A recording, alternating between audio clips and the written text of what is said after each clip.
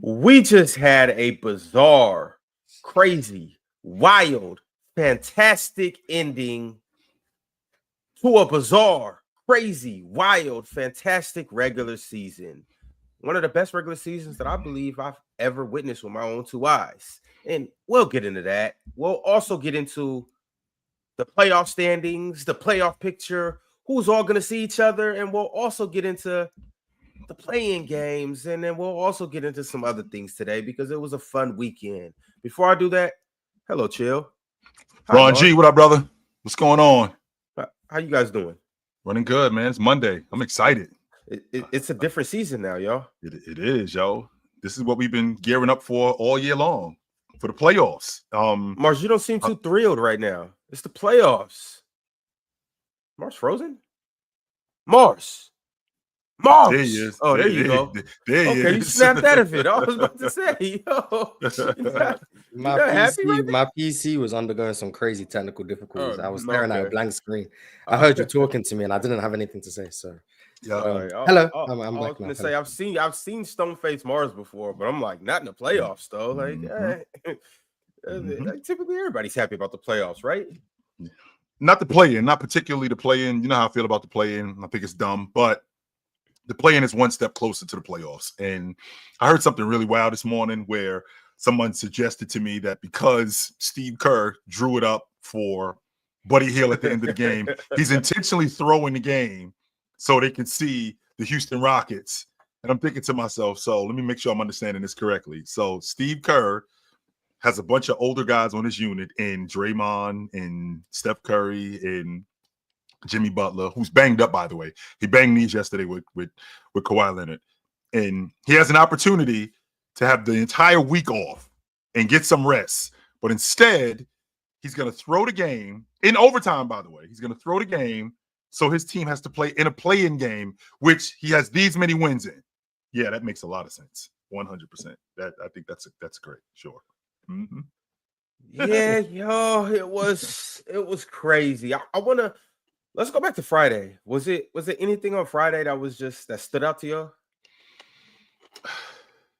What happened on Friday? I can't even remember. Remember, every team played on Friday. So you had the Bucks beat up on the Pistons. You had the Magic beat the Pacers. Yep. The Atlanta Hawks beat the 76ers. The New York Knicks still can't beat anybody. Are we worried about the Knicks like right now? Yes, Ron. 100%. I understand that, in the regular season, when you're dealing with one team, it could be something specific. They have the same problem with Oklahoma City. They have the same problem with Cleveland. They have the same problem with the Boston Celtics. They can't match them offensively. They can't do it. In addition to what they do defensively, Oklahoma City is better than them on defense.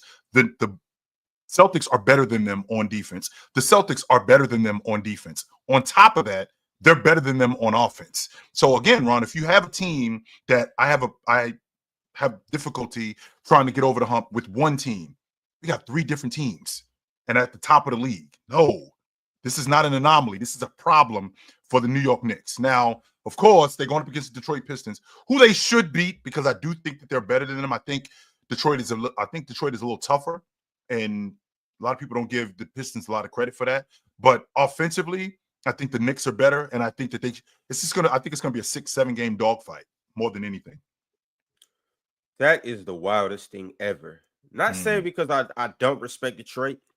Just looking back from last summer, coming into the season, even a month into the season, I never thought Detroit was going to be this good. Never in my life did I think we would be at in April.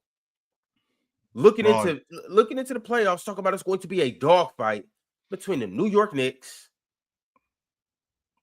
and the Detroit Pistons. I never thought that this And to compound that, Ron, you ain't in the minority. You're in the majority. All of you dudes out there that's saying, y'all seen this with the Detroit Pistons. No, you didn't. You did not. So stop lying. You did not. Not any of you to say, well, I thought we had an opportunity to be a play-in team. Okay, I'll possibly buy that. I'll possibly buy that. But you didn't see this team winning 45 plus games and having a first team all-pro potentially in Cade Cunningham and this team being a bona fide playoff team. You didn't see that, especially after what you've seen last year with the 7 guys that they had coming back off that team that lost almost 30 straight games and adding Paul Reed, Malik Beasley, Tim Hardaway Jr., and Tobias Harris. You didn't care. Don't tell me that you cared, because you didn't. You did not care. So now here we have a playoff team. I saw this happening for my boys. No, you didn't. You did not. I'm happy for Detroit, but I'm still trying to put it together. How those 4 guys that you named all of a sudden took them from the bottom of the league. I'm talking about the bottom of the barrel to now a 6 seed where, I'm going to run a poll right now. And I really want to know how many of you guys believe that Detroit got action. Because they got action, but it's just. They do. They do, Ron. You understand where I'm coming from right now? They do. You understand my shot? I know we've seen 82 games, bad, but I'm not. No, Mars. Stop, Mars. The Trailblazers were bad. The Trailblazers were bad. Utah was bad. So were the Pistons. No, they were worse than that. They were bad. They were worse than that, Mars. They were bad. They were bad being handicapped by a coach who didn't want to be there. They were a bad team. That's what they were. The reality is they weren't. They weren't a 14-win team last year. That's not how bad they were. You don't think so? No, I was trying to say that. What were they last year? Like, let's say JB Bickerstaff. Like a 22. No, like a what? Best case scenario, they're like a 28-win team, 29-win team last year. So close to 30 wins. They're like a 29-win team if they were a serious organization last year. They just didn't. You know what it is. They did what they did. And then I wasn't high on the people they brought in. I wasn't high on Tim Hardaway Jr., Tobias, Malik Beasley. I think I discounted the value of just having NBA caliber players on the team. Even though I don't think, even though I didn't think they were amazing, and I wasn't high on Tobias Harris at all. I think some of that was just that I was lower on him because he was making so much money. When you're making 15, what Tobias Harris brings is more valuable than when he's making 36 or whatever. But also it's just like when you're replacing non-NBA players with Malik Beasley and Tim Hardaway and Tobias, you see the drastic improvement. So you pair that with competent coaching, improvements from young guys, and then just having a roster of NBA players. I wouldn't have expected this personally, but I think you can rationalize it and say it makes some sense, especially when you look at what the East looks like 7 down. The Pistons being 6, it kind of starts to make sense, personally. Interesting. And when you say that, Mars, when you say that about in terms of them, it's almost like night and day when you have competency on the crew. That's exactly what it is. Because I don't take stuff like that lightly, where you have guys who clearly don't know what they're doing. They begged Monty Williams to take the job. He didn't want the job. We saw what it looked like. And not only did we see what it looked like, it was a disaster. If that team had just competent coaching, even with, let's just say, let's keep the players that they had on the crew, right? Let's keep the players on the crew and let's have competent coaching. Are they better than a 25-win Toronto Raptors team? Are they better than a 21-win Charlotte Hornets team last season? Are they better than that Utah team last season? If they just have competent coaching, a guy who actually wants the job and who wants to push this team forward and actually compete. Because you said this to me last season, Mark, when I watched Detroit, because Detroit was a hard watch last year. They had plenty of games where they had an opportunity to win. They weren't getting smoked by everybody. They were in dog fights. And then Monty Williams was, it seems like he was almost throwing games. It seemed like he was almost throwing games to a point where it was like, are these guys intentionally trying to lose? Like, what's going on here? Yeah, they're in that group. Like, they were going to be a lottery team regardless. That's kind of where I stand. But I definitely don't think they were the worst team in the NBA. It's hard to explain because when a team wins 14 games and loses 700 straight, like it's like when you say this team isn't the worst, you kind of look crazy. But I just think on paper they were better than their record suggested. Even on court product, I think they were better than their record suggested. I just think everything that could have went wrong. So I don't think the jump is as substantial. Basically, I think the jump is amazing, but I didn't view them as the worst team in NBA history last year. So I don't think they've gone from the worst team in NBA history to a playoff team. I think they've gone from a lottery team to a playoff team, which is amazing. and they deserve the credit. And guys like Jalen Duren, who have been competent on defense, especially the second half of the season, deserves credit. Guys like Cade Cunningham deserve credit. Malik Beasley making 300 plus threes deserves credit. Tobias, like I said, even Jaden Ivey before he got hurt deserves credit. I just didn't view them as terribly as you guys did last year. I did, even though I didn't view them as a playoff team this year. I'm not gonna be like, oh, I told you. No, I had them like in the bottom too. So I didn't expect this, but I think once you start watching them play, I realized, I don't want to say quite quickly, but I realized relatively quickly that yeah, this team's quite good. I did think that they would be better with the addition of JB Bickerstaff, because I thought that he brought a toughness over there. I did. I thought that he brought a culture of guys being held accountable. And I thought that would be different, which wasn't going on last year. So that part I thought would make them better. And I didn't think that it'd be ridiculous for this team to go from 14 wins to maybe 25. If I was being generous, I was thinking maybe 25. I didn't think that they would be close to the play-in, but I did think that they would get better. I did not think that they would be this good, which goes back to the original statement that you made about competent coaching or just competent NBA players. I mean, how far away, if you're replacing, I mean, Fontecchio was still on the crew last year. Duren was on the crew. Like you said, Cunningham, Isaiah Stewart. These guys were all on the crew last year. And then you take out, I mean, you add guys like Ryan, you add guys like Holland, who's a rook, who I'm not sure he's going to play in the playoffs, but you add guys like that and you add vets.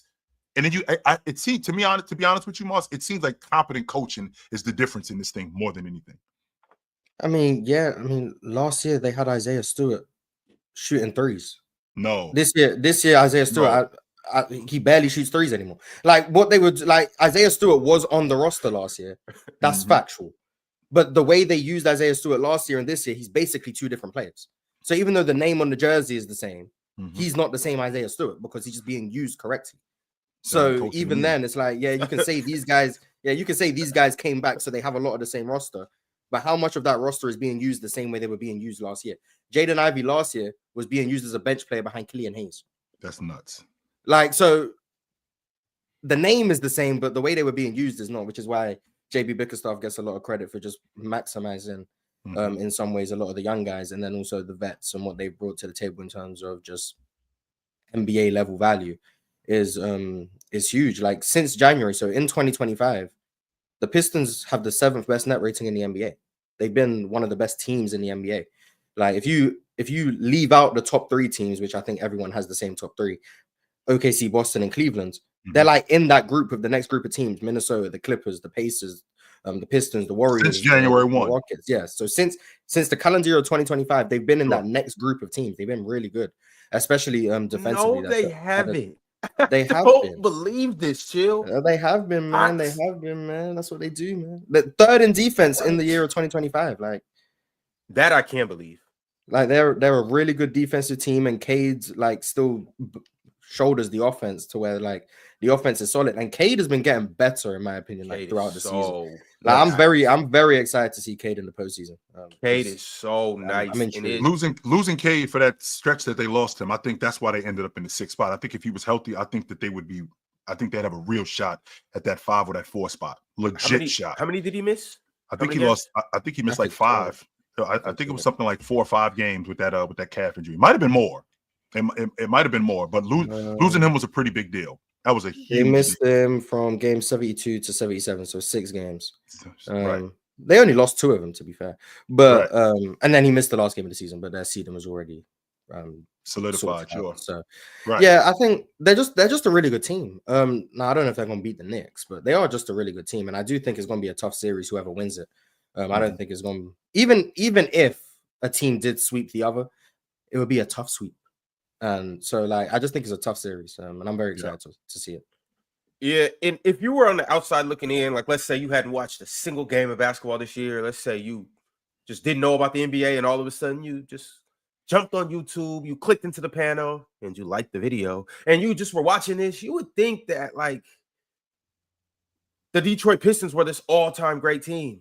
And what we are trying to tell you guys is that they've came a long way. Yeah. Last year it was bad times. We've made the poverty comparison. Last year they was in the slums. They was eating what they call it, Mars? Beans and what? No, they wasn't even that, bro. They was eating mayonnaise sandwiches and water. That's what we was doing. Nope, we ain't doing even oodles. We can't get no oodles and noodles, Ox, because we gotta have money for that. We got government, we got government cheese and government bread and mayonnaise sandwiches. That's what we was eating. That's government exactly cheese, what we you was doing. can't shit for a month. You can't. Absolutely. And to your point, Ron, So they was drinking sugar water. That's what we was doing. Sugar water, which we had to borrow the sugar from next door too, by the way. Like we wasn't able to buy that sugar. The next door neighbor gave us that sugar and mayonnaise sandwiches. So that's what they was doing. We're not putting no mayonnaise. We're just eating straight bread. Ain't eating no mayonnaise sandwich. It was awful. It was terrible. So and Ron, I'm surprised that you're not buying into what Detroit has been doing, since this calendar year. How much better defensively. I mean, they've beaten the Knicks 3 to 4 times they played them. Chill, right? I'm trying. This feels like an illusion right now. It's not though, B. And the reason why it's not is because I want you to look at them on the defensive side of the ball more than anything. And okay. See, that's what I need to do. That's what I need to do. I think you need to look at them on the defensive side of the ball more than anything. Mars and I have had this conversation how important rebounding is. And Jalen Duren is one of those guys who shores up and gets stops just from his ability to rebound. And then you add in Isaiah Stewart, who to Mars's point is being used way different than what he's being used this year. You put him, JB Bickerstaff is putting him on threes. He's putting him on fours. And him being the bruiser that he is and getting on the glass the way he does, they get way more stops than they were doing last year. Way more stops than they were doing last year. So I don't want you to focus on the Detroit Pistons on the offensive side of the ball, even though they're good, as good as Malik Beasley is and as good as Cade Cunningham has been. I want you to focus on them, how hard they play, and what they and their shifts on the defensive side of the ball, how much better they've been. I mean, it now thinking about it, when you got a sore and when you got an enforcer like Beef Stew, kind of.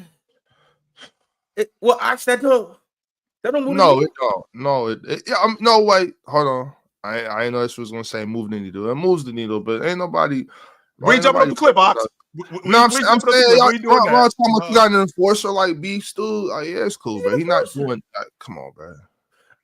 Certainly you. And I'm having a hard time. I'm having a hard. This ain't the 90s and 2000s, bro. Enforcers don't win series. I think you're doing a disservice to Isaiah Stewart just by calling him an enforcer. I just think he's a damn good defender. Yeah, I think calling him an enforcer is just acting like all he does is out there is hit people. I think he just plays them in. Well, he does, but I don't think he's an enforcer. I think he looks for a fight, sure. But he's an amazing defensive player, in my opinion. So he is a really good defensive player. I'm having trouble with this series. I'm not coming in here saying that I got the Knicks just killing the Pistons. I do have the Knicks, I think, winning this series, but I don't. It's just not simple. Like, I'm not trying to disrespect the Pistons. I just don't see them beating them. I'm having a hard time with this series. Like I said, this is gonna be a good one. I just gotta watch. I know what though. I know what. I bet you if the Knicks lose this series in the first round, y'all dudes talking that shit about running Julius Randle out of town. Cat, get your ass and get gone. Get your ass and get gone. I bet you that. You know that's how the offseason talks are gonna go. The offseason talks are gonna go that way. Ripping down Julius Randle posters and having him get out of town and trade Julius Randle. Let the Detroit Pistons bounce the Knicks' ass in the first round. Especially after the Timberwolves take care of the Lakers too. Right, and they end up getting out of the first round. Absolutely, Ox, 100%. I want that same energy. I want that same energy for them Knicks. And what's going to happen is the love fest that y'all have for Jalen Brunson, it's going to start to wane a little bit. That's all I'm saying. I ain't saying that y'all losing to the Detroit Pistons. I think y'all beating them. But if they end up beating y'all, I want that same energy that you have for Julius Randle. Same. But if he does the Julius Randle in the playoffs, he probably will get that energy. If he doesn't, then there's no reason for them to do that. I don't think they just hated on Julius Randle just because it's because he was doing nonsense in the playoffs every year. I think that's why they started hating. I haven't heard them start hating on Jalen Brunson when they lose in the playoffs because Jalen Brunson plays well. He gets busy, 100%. Yeah. So if Cat plays well, they're not going to be like, oh, Cat, But if Cat defense starts holding them back and then offensively he's making stupid, nonsensical offensive fouls and not driving aggressively or driving too aggressively, if he starts doing nonsense, then they're going to start hating. Yeah, but that's just what fans do. When people play bad, they probably overreact. When people play well, they overreact. That's how it goes. Well, Mars, that's more of a thing like Chill's alluding to. Like, we know how the fans in New York are gonna react if the Knicks lose. I don't think Chill said if Cat plays bad or if Cat plays good. If the Knicks lose in the first round, if they lose, but Cat plays well, they're not going to talk flaming Cat. If the Knicks lose, if the Knicks lose in the first round, if the Knicks lose in the first round, unless Cat averages 35 and 15, the New York Knicks fans are absolutely gonna piss on Cat. Like that. I'm not. It doesn't have to make sense. I'm not saying it makes sense. I'm just simply saying how the New York Knicks fans act. Okay, we'll see. I guess if they lose, yeah. Well, New York, I don't think they're gonna lose, but I don't think you in for one. Well, actually, you know what's funny? What? The chat ain't nothing funny, Ron. Ain't nothing funny. I'm gonna tell you like this, Ron.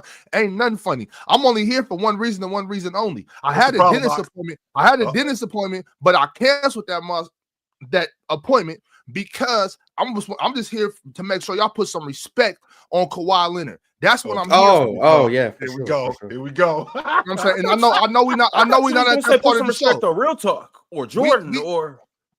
We not at that part of the show, so I'm gonna be cool. But I'm just saying I'm here for one reason and one reason alone. Let me fan my boy. Let me fan my big fella down a little bit because y'all got his blood pressure up. I'm a chill. Fan my big fella down because y'all done got his blood pressure up because he ain't want to hear none of that Kawhi Leonard slander. He ain't trying to hear none of that. None of it. I mean, well, we can get into that. Even though Draymond did shut the door in the fourth, and I don't just mean with that last shot in the fourth quarter, boy, that water it got turned off. Yeah, it did. But anyway, that's we'll get to that in a little bit. Yeah, they started double teaming them. Yeah, ooh. Which is great. That was a great idea. I'm screaming at the TV. Good defense. That's good. That's what I was doing, Mars. I was screaming at the TV. I was like, get the ball out of Kawhi Leonard's hands. Blitz him it was like Tom Brady under center. I'm like, blitz him every down. Make somebody else do it. I don't care who it is. Get the ball out of his hands. Do not leave him one-on-one with anybody. Get the ball out of his hands. They got this pick and roll. Kawhi, one of them dudes, he don't care who's in front of him. Mm-hmm. You know, it remind me of Dirk.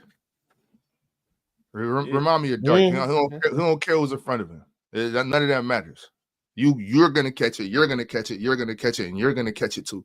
But whatever you were saying, Ron, I'm sorry. I ain't mean to derail the conversation. Nah, we about to get directly into that. All I wanted to say is that the chat, 51% of the chat has the Pistons beating the Knicks. 52% of the chat has the Pistons. Yeah, to be fair, that's a close poll. Yeah. Shout out Detroit. Hey, for real, y'all done came a long way. Shout out Gifted too. Mars, you think the Knicks? You think they handled Detroit? Like, how do you see the series going? It's really hard for me to say. I think the Pistons match up relatively well. Interested to see what Tibbs does defensively, in terms of hiding guys like Brunson and Cat. Probably leaving some of their questionable shooters, whether that be Asar. Jalen Duren's not a shooter, but JB Bickerstaff does a good way of managing that. Very curious to see who starts off guarding Cade, whether it's Mikal or OG. I don't know which one it's going to be. Probably Mikal, but I think that's a bad matchup. First instinct is just the Knicks are the better team. Mm-hmm.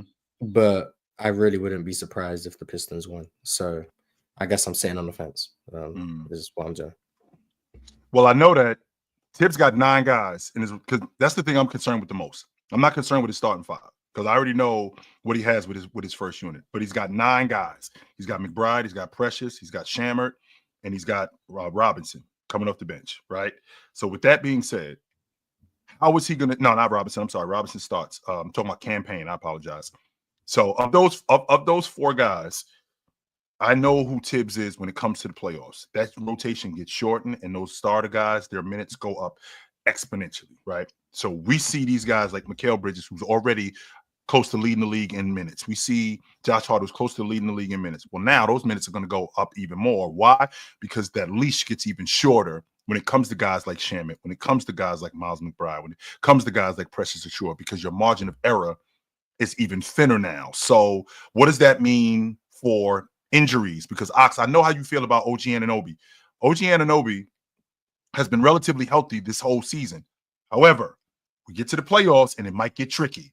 And it might get tricky because these guys are going to get ran really good off the strength of Tibbs shortening his rotation. I think that could be a major factor in the series.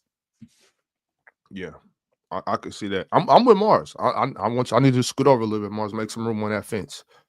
because I really I just can't call it. I think this is going to be a great series. I do want to say, just for the second consistency though, and mind you, I know they do have Tim Hardaway, Tobias Harris, and I guess consider Malik Beasley as well too. They got some experience over there, but I do think that this New York Knicks team, they're more just cohesive, is like just familiar with each other. You know what I'm saying? They got a lot of experience over there too. So I think we can lean on that a little bit as the as the series gets deeper, 6, 7 games, whatnot. I am sold on a healthy Jalen Brunson's carryability. I'm not sure what Cade's looking like in that type of situation. I don't know if his shoulders can handle the weight. You know what I mean? So if I look at it that way, I would be forced to lean with the Knicks in like a game 6, game 7. I think we can all agree that Jalen Brunson has the carryability nod. Because he's shown that in the past, 100%. Sorry, go ahead. You got it. No, go ahead, Miles. I'm with you. I was just gonna say, not sure if it's relevant, but we did see Tibbs outcoach JB 2 years ago in the playoffs.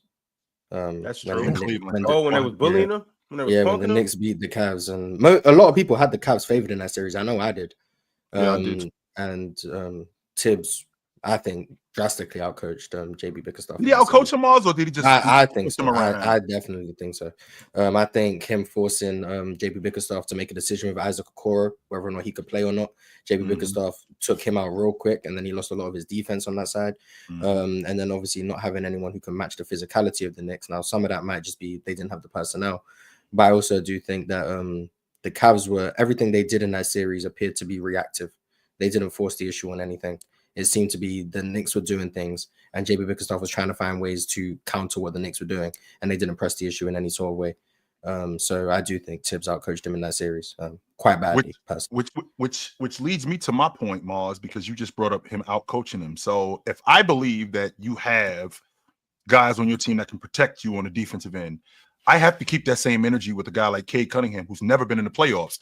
Do I have guys on this crew that can protect him from an offensive standpoint? He's never been in the playoffs before. This is the first time he's been in the playoffs. We've had guys like Malik Beasley in the playoffs. We've had guys like Tobias Harris in the playoffs. JB Bickerstaff has coached in the playoffs. So I have to believe that if I got a guy who can protect me on the defensive end, guys around me, I also have guys who can protect me on the offensive end, put me in space where I can be effective. That means Malik Beasley, who's been in the playoffs, being able to knock down open shots. Tobias Harris, to Ox's point, actually giving me solid minutes where I can get 17, 18, and that 17 and 18 could be a loud 17, 18, where I get 4 or 5 points in stretches where we go on runs. Now that makes Cade even more viable, because now you guys have to be honest defensively, and I can get one-on-ones with Mikal Bridges and Miles. I already know how you feel about him as a defender, so I could get one-on-ones with him, and I can get downhill, and I can get to the rim, because their rim protection has been less than this season with Mitchell Robinson being in and out of the lineup. So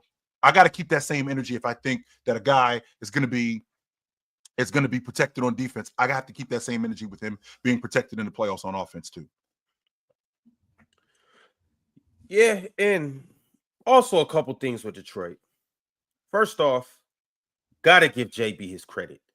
And the main reason is because we haven't been talking about JB, but this is somewhat of a redemption story. You don't think JB got a chip on his shoulder? I think he's the coach of the year, Ron. I do. I'm with you. I think he's the coach of the year. I think what he's done has been the most spectacular thing that I've seen all year in terms of coaching. Like, yeah, it was dope that Kenny went to a good team and took him to the next level. Obviously, it was dope that OKC, who was the number 1 seed last year, is an even better number 1 seed this year. Yep. In that, both of those teams dominated. But once again, from Detroit to come to the slums to where they at, to come from the slums to where they at, a lot of that is due to JB too. And it's not like they added KD this offseason. It's not like they added a MVP candidate, which, I mean, respect to K, but they didn't add another great player. K just got better, and the rest of the guys got better as well. But I do think a large part of this, which we don't really factor in, is potentially that JB might have just been like,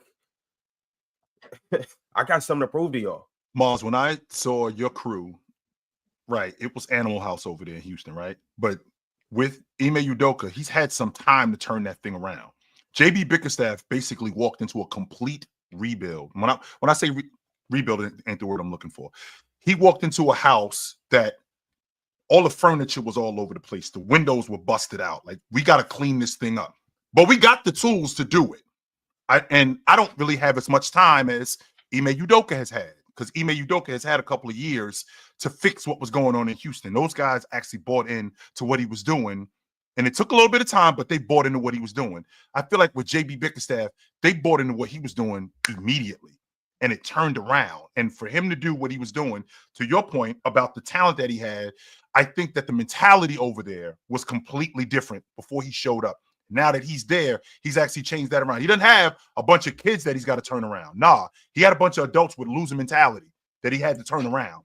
Yes, he did. He had a bunch of adults over there that was like, yo, I'm just here to play. I'm just here to get paid, and I'm here to get out of here. That was it. And JB Bickerstaff was not trying to hear none of that. No, we're here to win. And if you're not, you're going to door.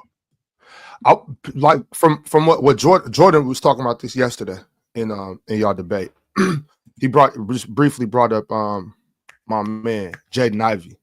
Yep. Is like what are we looking at, like, with Jaden Ivey? Like, I'm just trying to look into the future. Like, is this going to keep going up for Detroit, or like probably next like year a 55-win team? Probably like a 55-win team. Jaden Ivey messed around the average 22, 24 a game. With what they gonna get? What they gonna? Probably like a 50, 55-win team. Yeah, I think so. Bro, yeah. I mean, you got to think. You got to look at them like how the Rockets were looked at.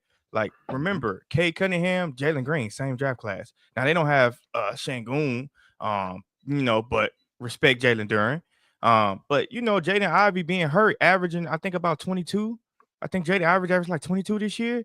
Or man, no, he might average like 19 to 17, something like that. But if he can make that 19 to 17 grow to about 20, 22 a game, they're gonna get some guys in free agency just the way they play. Like, that's the importance of winning. You get guys who want to come to your city and play because you win. So they add a few pieces. Cade Cunningham take another leap. Why can't they win 50, 55 games in the East? Why can't they compete like that? I think they pick up the telephone and call up Phoenix and check their temperature on Devin Booker. Possibly could. We talked. You possibly could. And praying for that. Just so, because Ox, I gotta call you up, Ox, to find out how you feeling about dudes. I ain't saying that you're gonna hand them over, but I'm gonna call you up to see how you feeling. Hey, what's your plans moving forward with Devin Booker? How you feeling about him these days? Yeah, and I think they got capital. I think they got capital to get him. I think they got the capital to get him. Like them they put together a master class of role players, and we see this all the time. We see like the Rockets, make a stretch, make a case, and then they get Dylan Brooks, they get Van Vliet, they get guys that want to, turn that culture around and win. The Pistons had a good resume this year, man. I mean, how they do in the playoffs, it's gonna tell a lot of people, say, man, they just one superstar away. That's just one. Devin Booker might say, man, they just me away from taking their team to the finals, and it's very much so possible.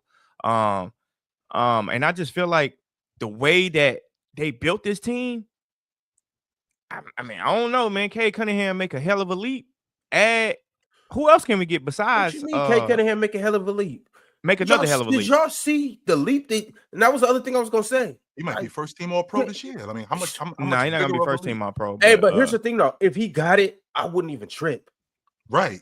Like he could be. I promise you, I wouldn't make a fuss about it. Yeah. I wouldn't. He's in the conversation. I'm not saying he's there, but we've had the conversation about being in the conversation. Yeah, 20. I guess we have the conversation about 26. It. I'm willing to talk about anything, Ron. I just 26, don't got. What if they get a guy like Chris Middleton again? What they get Chris Middleton? Like that helps him out too. Like you don't even got to keep getting. You ain't even got to keep getting heavy hitters. Nah, Chris Middleton, man, we looking at whatever compared to D-Book, like it's a lower lift, but it's of course, but it's a hell of a lift. I mean, they're in the East. They're not in this treacherous West, and I'm not saying the East weak, but it's weaker than the West. But it's just like, man, a guy like that can help them guys out, man. I think they, even if they get somebody in the draft that might not be ready to play right away, it's like it's still they can fit with their culture. Like, we gonna see Jalen Duren get better. Isaiah Stewart, I don't know. Maybe he expendable. Maybe somebody want that big. Maybe somebody want the big bully. to come on their team, so they willing to give up. I don't know who could be available. While we moving, the thing I'm thinking about with you, Jordan, is like you talking about adding some pieces. What kind of pieces are necessary for this crew? Because they're one of the better defensive teams. So I'm not trying to hear losing Isaiah Stewart. If it's a money issue, that might be something different. But I'm not interested in moving off of him. I don't know who Jaden. We don't have to either. Right. I mean, Jaden Ivey was making leaps, but you know, he just had a freak injury. And I love what I love what I'm seeing from Jalen Duren. I'm on record saying I think he's going to be on an Olympic team in 28. I love everything about this kid. Glass cleaner, really good on the glass. I think he can be a better defender. Now, if you could upgrade at the 5, if you can get something substantial for him, I wouldn't move off of him. What about Detroit? I mean, what about Denver saying that they may trade Jamal Murray and Porter Jr. this summer? That's another viable piece that we can get over there that can help them guys do something. What are we doing with Jamal Murray, though? Are we putting him off the ball? Are we taking Jamal Murray? Oh, absolutely. Yeah, we can put him off the ball. That's really what he is. And we're going to play with him and Cade in the backcourt. Because if I'm doing that, then I'm going after Book. I don't need Jamal Murray. You might not get Book, though. That's the problem. You might not get Book. I'm just saying Jamal Murray is expendable with Michael Porter Jr. too. Jordan, you're like one of those, like, you know, like you one of them like interior designer type folks. You know what I'm saying? Like you're an interior designer at heart. You walk in the building and be like, yeah, this is nice, but this shit gotta go. I'm moving that. You know what I'm saying? Yeah, you know what I'm saying, Jordan? Like you see things. I wasn't even expecting that. I'm like, why everybody got to go? We don't got to off with everybody's head. I think Detroit needs to just keep getting better. Now, I didn't say everybody got to go, Ox. Everybody don't got to go, but I'm just saying they need a heavy hitter. Yeah, I'm exaggerating. I'm exaggerating what you said a little bit, Jordan. But you know what I'm saying? Like you talk about Jalen Duren, beef still like, nah, let them young fellas. I ain't say Jalen Duren got to go. I didn't say he got to go. Okay. I said if a team wants Isaiah Stewart. I'm just saying, you know, somebody might get their ass punked in the playoffs, and somebody might that happens. Like, we know that happens. Like, oh, we need somebody that's going, you know, James Johnson. That's how the Pacers will end up with James Johnson. Like, no, we can't keep getting punked. Call James. We need somebody that set that tone for us. So I'm not saying, and I'm not even saying the Pistons get off of them. They don't necessarily have to get off of them, but it's some heavy hitters out there that I think could help them get over the top. Like, it's just, you know, we just got to be able to check people's temperatures, you know, see who's available. And after that Luka trade, anybody is available. Shit. So, you know, I just don't know, because the thing about the trade is I'm pretty sure they happy to be here. and keep in mind, they belong. They think they belong. Probably, but they still happy though, like with the progress they made. But also too though, like they ahead of schedule. So way ahead of schedule. How much more are they trying to expedite the process? Yes. Are they? Oh my. Yeah, because they don't have a. I mean, Jaden Ivey getting hurt put them behind. So, Cade's timeline? Yeah. Well, first of all, what are we in? What year are we in with Cade? We in year 3 or year 4? Same year as Jalen Green, so 4, I think. So we're in year 4 with him. Last year kind of put them behind schedule with Coach Williams. That threw a monkey wrench in what they were doing. Yeah. Like we're putting Killian Hayes ahead of Caden Ivey on the depth chart. Like that kind of stuff. Bro, like, I know that sounds nuts, Jordan. Yes, it does sound nuts. That shit was horrible. He was trying to get fired. Right. When you have competent coaching in there with Cade, with Jaden Ivey, with Jalen Duren, maybe this team is on schedule. And now they're getting back on schedule now, Ron, considering what they're doing. They ahead, chill, because you got to think, man, they lost. Man, Jaden Ivey was playing really good before he got hurt. You know what I mean? Right. They lost essentially their second scorer on the team. So think about how much better. So think about how much better he would have been had Coach Williams played him more last season and had an idea of what he was doing. I have no idea what Monty Williams was doing. Yeah, so how much better he would have been. So when I think about them being on, when I think about quote unquote being on schedule, I think that they got set back last year. I think that they actually are on schedule now, considering what they're doing. So they caught back up to where they. I think they back on schedule because Ron, me and Mars had this conversation. They begged Monty Williams to take the job. He didn't want the job. They begged him. Not only did they beg him, they gave him $75 million, and he started fired his ass because they were like, "This dude is a lunatic." He didn't want that job, and he said before the season started, he said, "quote It's going to get worse before it gets better." Okay, now with the talent that they have, right, with the talent that they have, that should not be the case. And he has no idea. It got worse for him. Right. He has no idea. Actually got better for him because he got $75 million. Oh, yeah. He's $75 million coaching high school basketball. Yeah, he coaching high school basketball. So he's straight. Yeah, I'm with jealous that. of him. I'm going to slander his name. I say that to say, I think that they're right. I think they right where they should be, Ronnie. They right in 6th place right now. They're a playoff team. I think next year, to Jordan's point, they make a couple of moves. I don't think a lot of stuff needs to change on this Detroit team. They got 6 guys on the crew on rook deals. 6 of them. They ain't that far away, man. They not. I know, but chill. And I say this to all the time. I say this with the Rockets. Just because it looks like we're not that far away, like don't get caught up in thinking that this is enough. Because when we take a step back and look at it, we don't have 2 superstars. I think the only way you can win a team and win a championship in this league or go deep in this league, you got to have either a hell of a star or 2 that split the bill. So. Can I get Cade Cunningham is not a hell of a star yet. He's good, but we just need one more that they can split the bill. They need one more they can split the bill, and if they split it, I'm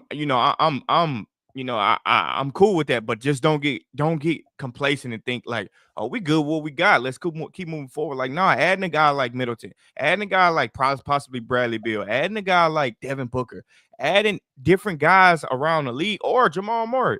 Adding them guys can help you get to the top. And that's all I'm saying. To your point about Cade Cunningham, I mean, he looks like he's ascending. He looks like he's going to be one of the better league guards in the game. And over the last 6 years, if you figure Toronto, they had 1 superstar and a bunch of really good players. The Lakers, they split the bill, though. Right? And that's what I'm thinking about with Detroit. The Lakers, they had 2 superstars, right? The same thing that happened with Milwaukee. They had a superstar and a bunch of really good players. Same thing with Chris Middleton, Drew Holiday.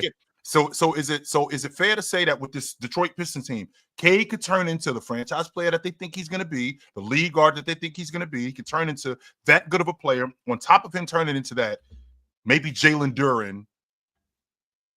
I think I might chill. He ain't no. No, he. I'm thinking about him as a rebounder. That's what I'm thinking about. I'm thinking about him as a dirty work guy, and that's what I feel like. Solid five for sure. That's what I'm thinking about teams. That's kind of like the mantra because that's what they're trying to do in Dallas. That's what they're trying to do in Dallas in terms of building their unit. It looks like you got the double big lineup and more defensive oriented. Same thing in Oklahoma City, not in Oklahoma City. The double big lineup and more defensive oriented, but you got a really good and you got an awesome player in SGA. I mean, yeah, but Matt Dallas got an awesome player, Anthony Davis. Like, I don't know. I think people overlook how good Anthony Davis is. Like, I think people genuinely overlook that. Like, that he genuinely can be a superstar on a team and that them talks just went away when he joined the Lakers. But before that, when he was in New Orleans, he was a superstar. I don't know why people just look at it like, people always say Luka got traded for nothing. And it's like, that ain't nothing. That's like something. You can't tell me that ain't something. It's something. Like, and so when you see him do stuff like I think the other night he had a triple-double, damn near quadruple-double. It's like, bro, he's like that. I'm telling you, he's like that. It's just, he went to play with the Lakers, like, alongside LeBron James. So, like, and he played a good role with them, and he stepped up, and he was supposed to be he was a superstar with the Lakers to me, So I feel like, people kind of looking at the Dallas Mavericks like, oh, they just trying to get by, you know what I mean? Like, or that, that team ain't that good. And it's like, you crazy as hell if you don't think AD can take over any game. You're crazy if you don't think that. I think the NBA is in a different space, Ron. Yeah, you can, Ron. Especially NBA any talk. Game.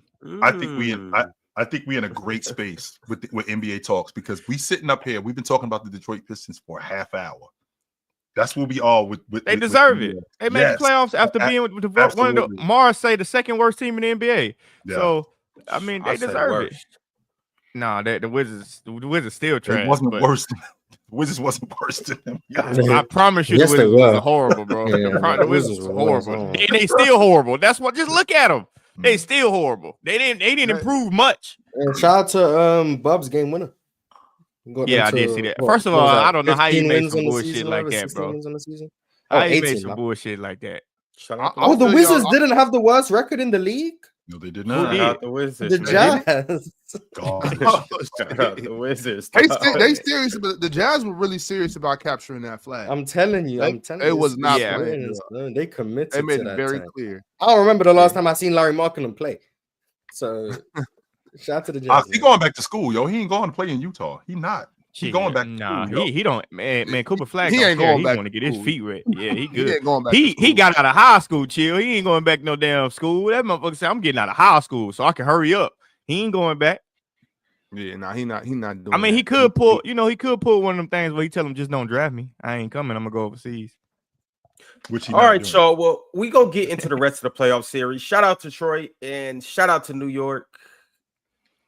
And shout out to Prizepicks because, well,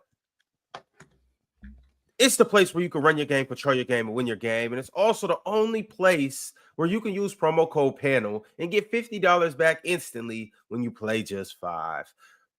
Prizepicks is, well, a great place come playoff time because, well, this is where you can gain the most money by using your basketball knowledge. And really, my man Big Ox, who is a basketball guru, is going to show us how it's done right here and right now. We don't just talk it, we live it. With $20, Ox is going to get 200 back. I see you taking Yes, sir. more on Franz Wagner. Points, rebounds, and assists. The more Yeah, on Ron, John Morant. you got to run. Rebounds and assists. The more on Trae Young. Points. And the Oh, these more on for the the- these defensive for the player of the playing year. games? Oh, Yeah, okay. yeah, tomorrow. See, we getting ahead of the curve. It's playing games tomorrow, but we getting right today. So these are our 4 picks. Y'all let me know how y'all feel about these. Y'all let me know if you are going to copy and paste this, or let me know if these are dumb picks. Either way it goes, these are our prized picks of the day. So check them out, read it and weep, and we'll be back again tomorrow. Let's All right. go Grizzlies. Go Grizzlies. Yeah, I'm a Grizzlies fan now. For one game. The Grizzlies the Grizzlies own the Warriors and it's playing shit. I'm so telling you, man, the So Warriors ain't they never want to might play go- it. they I might go seen the goddamn- script. The Grizzlies gonna win. And Ox, you're not gonna like this, but the Mavs gonna beat the Kings. Mm. And then Klay Thompson gonna send the I was about to Warriors ask the home. question, I Mars. seen the I want to make script. sure I ain't going crazy. I was seen going to the ask the question. script. I Is seen it No a way. world? I know I that this seen the this sound script. crazy, Jordan, but is there a world where the Warriors miss the playoffs? Yes, Yeah, yes, shit that's happened the to them before. Clay gonna make up for that 0 for 10 in the play-in last year. He No gonna go way. 8 for 12 from 3. It's gonna be crazy. I No seen the way. script. Yeah, I I'm seen it. I seen the script. Are you I buying it, don't Ron? believe it. No. All right. There's I'm nothing you could. It's nothing you could. I think it's a scam. If you're, hey, regardless of how discounted it is, it's no way I'm buying it because I I believe got the it's credit a scam. card. I'm giving it to you. I'm giving you the credit card right now, Ron. Are you buying it? You set me Guys up. for gonna something, hate Jill. on the script. No way. Crazy. Ron ain't No trying way. to hear that. You trying to set No me up. way. yo. Bro, that shit would be a shame that the Warriors would miss the fucking playoffs because I don't know how many more times they can just do that shit. Like Draymond This is defending it. on his last leg. He not gonna be that hell of a defender next year. We don't know if Steph Steph look worse and worse when he first come in the season and then he warm up. I don't know if he gonna keep being able to warm up. Sometimes you get used to a routine where you start late and then you just get it going. And then that Yeah. one last time you realize, shit, I can't get it going no more. This much I can do. And I'm trash. Before you know it, 58 games to pass by, and I'm averaging 20 points per game. And then you start thinking, I might need to retire. And then it's like Jimmy Butler went over there for no reason. Yeah, Harrison Barnes Facts. wrong for that shit. That's how I knew the script was scripting. When Harrison Barnes is the reason they're in the play-in, and Klay Thompson is there lurking in the play-in, like it's there. Yeah. Like, all That the former shit- that Warriors shit get coming back to nasty. kill him. That's what's happening. All the That former shit get Warriors coming back nasty. to But kill him. like, now Kevin Durant go over there this summer. Shit, no worries. But that's a damn prayer. But it's like, shit, man. It's like, god damn, man. You know what I mean? Well, I don't know. when the Warriors ended up trading for Jimmy Butler, Draymond is on record saying, "Okay, this is it. This is probably our last chance." He said that. Unless they get KD. Unless they then they got another chance. but he's on record saying that, yo, this is probably our last chance to do it. So we know that Steph Curry Jimmy Butler, Draymond Green, who blew the bunny last night, straight blew it. But It wasn't really a bunny. I mean, Kawhi right there. You know, shit happens. He's going to make that. He's going to make that. Score. Yeah, he do. He tried to foul bait. I seen. Yes, him. he He thought Kawhi was gonna tear that shit up, man. You know Kawhi be blocking shots. 100%. Let it ball. Stop playing. But anyway, he did. Anyway, if you consider what they did this year, the runs that they went on, how good Steph Curry has been, like how sustainable is this in the future? This is probably our best chance to do it this season. Unless you get KD, you gotta keep adding that. Unless you get KD, unless that shit turn into something else. Unless you get KD, yeah. But even still, man, I was at Mars just took my thunder because I'm thinking to myself, is there a world? I ain't had a Warriors making the playoffs this year, but then they added Jimmy Butler, then it looked different. But is there still a world, even though Memphis is backing into the playoffs, is there a world where the Warriors miss the playoffs? Because if they lose to Memphis, we got action. Now, realistically, let me tell you what I think. Chill. I think they beat the shit out of Memphis tomorrow. But I hope they don't. But realistically, they probably end up beating the shit out of Memphis tomorrow. It's no way Steph finna let Ja Morant just do that shit to him twice. 3 times. Ain't nowhere in hell. Ja finna just keep putting their ass out. I seen Steph have 2 points against the Grizzlies, man. Yeah, and that's why he going. You seen the last time he had that, he did some shit like that. He came back and got 50. So yeah, on the Grizzlies, yeah, exactly. I mean, law of averages, 52, back to 2. Like what we talking about? I'm about to go 50 again. So you know what I mean? I think last time he played the Grizzlies in the plane, he had 40 and they lost. So who cares? I know, but they got Jimmy Butler this time, man. I can't see him letting Desmond Bane. Ja Morant gonna get his. He ain't gonna let Desmond Bane and Jaren Jackson them do Salty Aldama. No. Yeah, and respect to those guys. But I just can't see Jimmy saying, you know what, y'all gonna beat us. No, hell no. Draymond and them gonna be bringing that shit. I mean, anytime you're in the play and you have a chance of missing the playoffs, that's the point. Yes, so the Warriors have a chance. More than likely, they're going to be in the playoffs. Who do the Mavericks play? Who do the Mavericks play? We got Sacramento. The Mavericks beat the Kings. I think that they beat them. Yeah, the Mavericks gonna beat them Kings. So it's the same logic with Memphis. Is there a world where Memphis misses the playoffs? So if they end up every playing team, there's a world where they miss the playoffs. Yes. So they end up losing to the Warriors, and Anthony Davis, we already know what he does when he sees Memphis. He kicks their ass, especially Jaren Jackson. So why don't the Warriors to beat the Grizzlies? Why don't they take the same game plan they had against the Clippers? James Harden and Kawhi had to be spectacular to beat them, but trying to put how they had to try to get Zubac in that little drop. Zach Edey is way worse than Zubac in that shit. Definitely go after him. Definitely of anybody on that Memphis roster, even before Triple J or any of them dudes. Shit, even Santi Aldama. I'll take Santi Aldama on that island. We putting Zach Edey in all of the action. 100%. We get him away from that basket.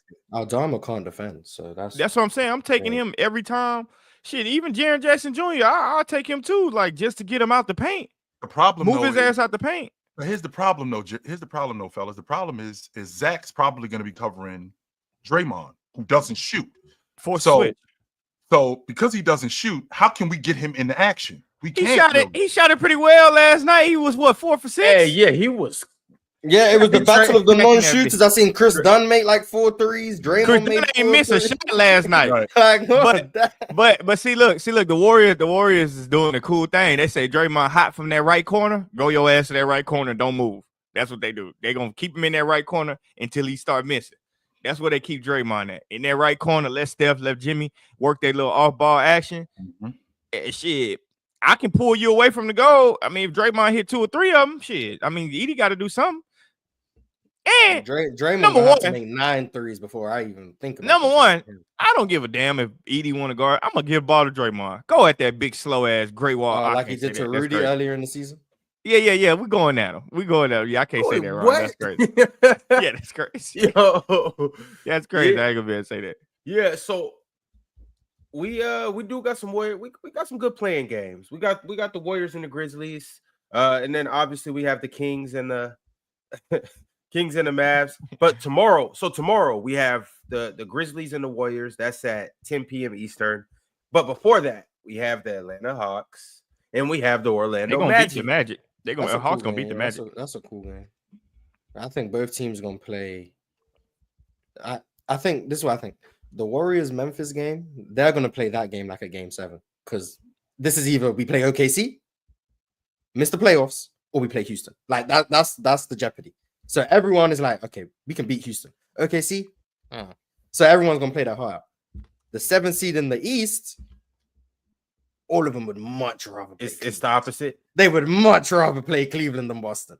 So I'm not gonna say they're gonna throw the game because you never want to go against like the Miami Heat in the play-in. Spoiler alert, I think the Miami Heat beat the Bulls. You never want to play against the Heat in the play-in. But I don't think it will have the same game 7 intensity as the West one. But I think Orlando's gonna win. Personally, I think Orlando's gonna win. So I got Orlando and Memphis as my 2 7 seeds in the East and West. I kind of agree with Mars, but I just feel like the competitive nature of players, they don't, they ain't worried about the implications while they playing. They just trying to hoop, bro. For sure. You could lose any damn game. Shit, you throw that game and lose your ass to the Heat, now your ass out the playoffs. And it's like, man, we should just fucking win the first. Especially Atlanta, they can't afford that because they don't even have that pick. Yeah. Like, at least if Orlando do miss the playoffs, at least they have that pick. So it's like, okay, there's still something to be gained here. Atlanta have to make the playoffs. So and Trae Young's look good to close the season, by the way. Trae Young's look really good to close the season. Heating up at that right time. I would be fair too. I would be fair too if I'm the Celtics. Not saying that they can't beat the Hawks, but I don't want to play them because they want Trae Young, one of them guys. I'd rather play the Hawks than Orlando. I'd rather play the Hawks than Orlando. I think Orlando might be a little too small for them. I mean, a little bit too slow for them. For the Celtics. I'm not sure. They're not going to be able to slow the Celtics down to play to their speed. I think the Celtics run their ass out the gym. You might see a game where Orlando might score 78 points in the playoffs. Oh, I can definitely see that. 113 to 78. But I can definitely see. I can see a game where they're able to hold Boston to like 102. Like I can see like those types of games as well. Yeah, but how many points will they have? Shit. Oh, 86. It's not about whether or not the game close. I'm just talking about they can slow down Boston. That's what I said. Yeah, 102 is the one. If you hold Boston to 102, I think you've done a good job. I know, but if they hold your ass to 86, you lost the game. But I think you did a good job defensively. Like y'all remember though, the Magic's been a bad matchup for Boston. And when I say bad matchup, I'm not saying like they beat them every time or anything like that. But it's just a difficult matchup because we got Shawman, Jonathan Isaac. Right? Yeah. I mean, Orlando's notorious for winning one game. Remember, they used to win one game against the Bucks, 2 games against the Bucks, 1 game against the Celtics. Like they notorious for shit. Like one game. They notorious for winning one game. One of their players gonna have a hell of a game. It used to be DJ Augustine just come out and cook, but they good for one game. But they got Cowboy Bob's most versatile defender, Franz Wagner. Oh man, Ron, they can't hold up. Paulo. They might. I'm really just bigging up Orlando right now because they really got a talented team and they got the big wings. No, I forgot about Paulo actually. I don't know how, but I forgot about him. What's their defense in the league right now? I know they top 5. They're definitely top 5. I want to say 4th, but I might be wrong. Let me check. They got a good ass about Paulo. I might be wrong. Mars, they might get it might be 102 to 91. It could be that. Second in defense, 27th in offense. See, I mean. Boston ain't just crazy. They not just walking into Orlando or just welcoming Orlando in here like, come on, we got our brooms. We'll get you guys out of here as quick as you can. I mean, the strategy got to be. They gonna make them sweat. Orlando gonna make Boston sweat. Orlando, but Ron, the strategy got to be. They should smoke them. But they should smoke them dudes in 4 games. Chill. The strategy got to be for Orlando. Anytime you got an elite defense, I think you're always in a series. Yeah, I was just about to say that, Mars. Anytime you got an elite defense, I think you're always in a series. Here's the difference, though, Mars. Can guys make shots? Like, that's sure, 100%. But when you have an elite defense and you're going up against an elite defense and you have an inferior offense, that's where it's tricky. So if you got an elite defense and you're going up against an elite offense, yet your offense isn't good and you're going up against an elite defense, that's where the problem is. And when I'm thinking about the Boston Celtics with the offense that they have, they shouldn't have nearly as many problems as you guys are telling me that the Orlando Magic have with them. They should. Oh, I agree. I want to make it clear. Boston should win the series. Yeah. I just think I think you give yourself a chance when your defense is good as Orlando. Now, I hear your point that Boston are also an elite defense. So they also give themselves that same chance, plus having an elite offense. I just think all it takes is, I mean, this is going to be the truth with Boston, any series. Like, all it takes is a game where Boston go cold and Orlando shoot well, and then they can win a game. Like, Paolo, to me, is a huge mismatch for Boston. I don't think anyone in Boston can guard Paolo. I think Franz is an interesting player because of how well he drives and gets to the rim. If he makes some threes in the series, that's valuable. If KCP remembers how to shoot, that would be valuable. The issue, and then Jonathan Isaac, if he's viable in any way offensively, you've got elite Swiss Army knife on defense. So I just think they have a shot now, a shot to win a game or two in the series. Not to win Make it the interesting. Make it interesting. Yeah. And I just want to see Paolo in the playoffs again, because last year he was great against Cleveland for different reasons, and I think he could be great this year. Hey, Mark, so I just you want got to some breaking news. Well, Bud's got fired. Yeah, David Griffin got fired. David Griffin got fired. Do I have to announce breaking news? Okay, first and foremost, I got a question. My question. So, is anybody up here surprised? Are any of you dudes up here surprised? David Griffin was a good GM. I ain't talking about David Griffin. I'm talking about Bud. Is anybody up here surprised? Yes. Hold on, did Bud get fired for real? Bud, of course. Any of you dudes up here surprised? First of all, they knew he was gonna get fired before the season ended. They've been having his names. They've been having his name. Yeah, but they. So Bud's going to Denver. I think Bud need a fresh start or just a rebuilding team, bro. Coach Dan Hurley. I think. What you think you need a college team? He's their guy. No, I think he need middle school. Shit, whoever gonna fire? How many people gonna fire their coach? He need to go to a team where he don't have no expectations. Bud's back to Milwaukee. No, Doc ain't gonna get fired, bro. He's not fired. They're just not serious. I guess they're not serious. But I will say Bud need to go to a team where he don't have to. Like, there's no pressure in winning a championship. Bud can go to Memphis. I can see Bud at Memphis. It's too late for that team. You just said rebuilding team. Yeah, it's too late. Yeah, that's a rebuilding team. They ain't winning shit. Memphis about to get bounced out the playoffs. Memphis about to get bounced out the playoffs. They not winning shit. What's about to happen to Denver? They ain't about to lose to the play-in. You're right. Yeah, Memphis about to miss the playoffs. Man, Bud need to go over there. Bud need to go to. Bud need to go over there to Memphis, man. I think he can get them right, get them a little bit more structured. I think he can do a lot for that team. He don't need to be chill. He don't need to be having no dealings with goddamn Jokic, because then, bro, he gonna keep getting fired from teams that's supposed to win championships. After the second time, sign me up to a mid-major job. Fuck it. I don't want to keep getting fired. He just needs to be an assistant coach. Maybe you're right. No, Ron, he a championship coach. Yeah, he is 100%. But on top of that, though, that's crazy. That Phoenix situation was a disaster. It looked, it was a disaster right from the beginning. It was a disaster right from the beginning. It was a bad job. It was very much like what was going on in Milwaukee. It was just bad right from the beginning. Does that mean that now Bud should be coaching? I don't know, Utah? Should he be coaching a don't team take that job, Bud. Where they're building something? To be honest with you, I don't hate Bud in Washington. Because I think they own something in Washington. I do. What are they own in Washington? I think that they own it. Just so you know, if I'm not mistaken, straighten me out if I'm wrong. Since they traded for Middleton and Marcus Smart, they finished the season, I think, over 500.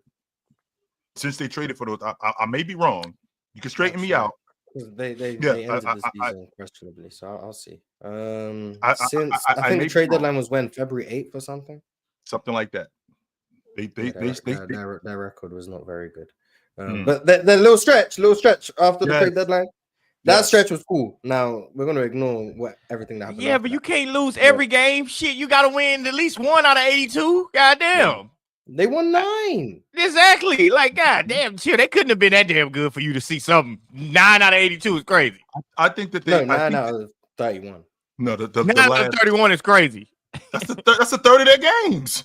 That's not terrible. That's half their games. They won 18. So in the last third of the season, chill. That's horrible. It is horrible, chill. Like, that's nothing. How can you look at that? They had the 4th worst record in the league, but that's progress from having the worst record in the league. Right. Man, listen, chill. How can you look at that and see some? I could understand if you was looking at Portland and saying that. You looking at the Wizards. It's no way people just get bored playing. They ain't on to nothing. They need to be on to selling a franchise. That's what they need to be on to. I mean, all right, y'all. Well, I do want to tell you guys a little bit about the Gametime app and encourage you guys to download it and use code CLNS for $20 off your first purchase, because the Gametime app is your easiest way in for playoff basketball. And I'm not talking about on Playback. I'm not talking about on ESPN or TNT. I'm talking about actually going to the game. And why is this so important? Because with Gametime app, they make buying actual tickets, NBA tickets, playoff tickets, so easy that, well, anybody can do it. A caveman can do it. An ox can do it. Anybody could do it. And Gametime is like the MVP of all ticketing apps because there's no competition. So let me break it down to you. Gametime, well, you download it, 2 taps, and boom, you're in. And once you get in, you can, well, see your seats before you buy them. And you don't have to deal with sneaky fees on the back end and all of that extra stuff because they have all-in prices, which means no surprises. And also, last-minute tickets, well, Gametime, they offer that. They even will get you tickets up until the tip-off or even after the game starts. I'm telling you, there's really nothing like the Gametime app. So take the guesswork out of buying tickets, especially when it comes playoff time. Well, right now, and download the app, create an account, use code CLNS, and you'll get $20 off your first purchase and get into the game. So we'll see you guys at one of these arenas sometime soon using promo code CLNS. All right, thank you. See you next time. All right, fellas. I actually used the Gametime app. What week. to go to the game? Just the other day. We went to the Nike Hoop Summit. I used the app. How'd that go, Ox? Like, I remember you saying you said you was gonna take your little man over to the Nike Summit. Did you see anything that you liked over there? Yeah. We went and checked it out. It was dope, and it was super dope because it was all the best players from all around the world. So you know what I'm saying, like the top of the top, those kids really showed out. Like in the girls' game, there was some really good players. Real quick, there was obviously Jazzy Davidson. She was going. She played amazing. She played great. Nice. Jazzy played great. She's going to USC. She was definitely a standout. There was a couple girls like. What'd you say? Where's she from? Where's she from, Ox? She from out here. She went to West Coast. She a West Coast girl. Yeah, okay. Yeah. She from Oregon, like Portland. She went to Clackamas. Okay. So that was pretty dope. She like a big point guard. Almost remind me of like a Lamar Odom. The way she big and can handle the ball and can move, get downhill, can pass, all of that. She like really nice, but she could also shoot it too though. She gonna be a problem at USC. All right. Yeah, obviously Aaliyah Chavez, she was there balling, but there was a girl, I want to say her name right, so I just wanted to pull up the roster real quick. She's from Canada. From Canada, her name is Nyadine Yeats or Yates. That's hard. Yep. I can't really say it, but she was balling too. Like there was a lot of good girls from all around the world. Girl from Australia, Saffron Shields. I liked her game. But on the boys' side, though, that kid Cameron Boozer, that boy Cameron Boozer could play some basketball. You know what I mean, he was getting busy. I like everything I saw from him. Just all around. I like this patience. You know what I'm saying? I like this patience catching the ball. He was catching the ball, being patient, but aware of his surroundings, making sure he was making extra pass or just going to work on the block. He had good block work, good size, good second jump, and he's able to stretch it out too. He knocked down a couple 3 balls. I seen him get the ball in the open court, run the break, shows the ability to handle the ball. So he looked really good. His brother, his brother's good, but you know he didn't have like the best game. I will say that AJ DeBonsa, he's clearly a little more athletically gifted to some of the other kids. Yep. But as far as being able to get to a spot to create his shots and like take advantage of mismatches or take advantage of defenders, I didn't really see too much of that. But obviously he's amazing. He's going to be great. But the kid that he was guarding, who I've been seeing a lot about online that they've been comparing him to Ant. He's from Benin. I'm not going to try to say his name. His name is Edwards Anthony. Well, whatever. I'll butcher his name if I try to say it. But y'all check that kid out, man. He was Jordan. But go ahead. He was picking on AJ a little bit. He don't play like Ant though. He don't play like Ant. He played like The kid feel like Boozer it would asks, be how like big is he legit? OG. Because you seen him. How big is he legit? He's solid 6'10", 6'11". Damn, he that big. Holy Damn, he shit. got bigger since the last time I seen him. I seen he was like 6'8". Nah, 'Cause his father's 6'8". He ain't no 6'8". He for sure He's bigger than 16. that. Damn, he definitely got bigger when I seen him and his brother play, and they was about If I 6'8". was his brother, I'd be so tight. Y'all know I say this all the time. Yeah, My his brother's brother not 6'10", that good, 6'11", and I'm 6'3". Nah, shit, Jordan. his brother got action. It's just the thing about his brother is you always compare him to his brother. Yeah. Like when you see him play, you like, man, Cameron's 6'10". Caden, his name's Caden, right? Caden, yeah, I think that's his name. Yeah. Caden only 6'3". Cameron got an NBA body. Caden just, he just this. But bro, how the hell did that shit happen though? I don't know, but I'm telling you though, Caden got game though for real. It's not identical twins. The game winner in the national. Yeah, but they ain't They're not identical twins though. But that's crazy though. My twin brother is 7 inches taller than me. 6'10", I'm 6'3". Usually the twins, they might not look alike, but they be the same height a little bit. Right. Yeah. They don't be that substantial much of a gap. Hey, it's some good players coming though, y'all. Some good players coming. I definitely can say that. Dog, I would be pissed. Like my twin brother we shared the womb with. Your feet just start getting over your bed. And I'm still snuggled up in my little bitty ass twin bed. Hey, Caden's nice though. Caden's dope. He might be smaller, but he's dope though. He's dope. Yeah. Bro, it's no way. So like basically in the womb, he was taking up all the space. He had me in a little corner.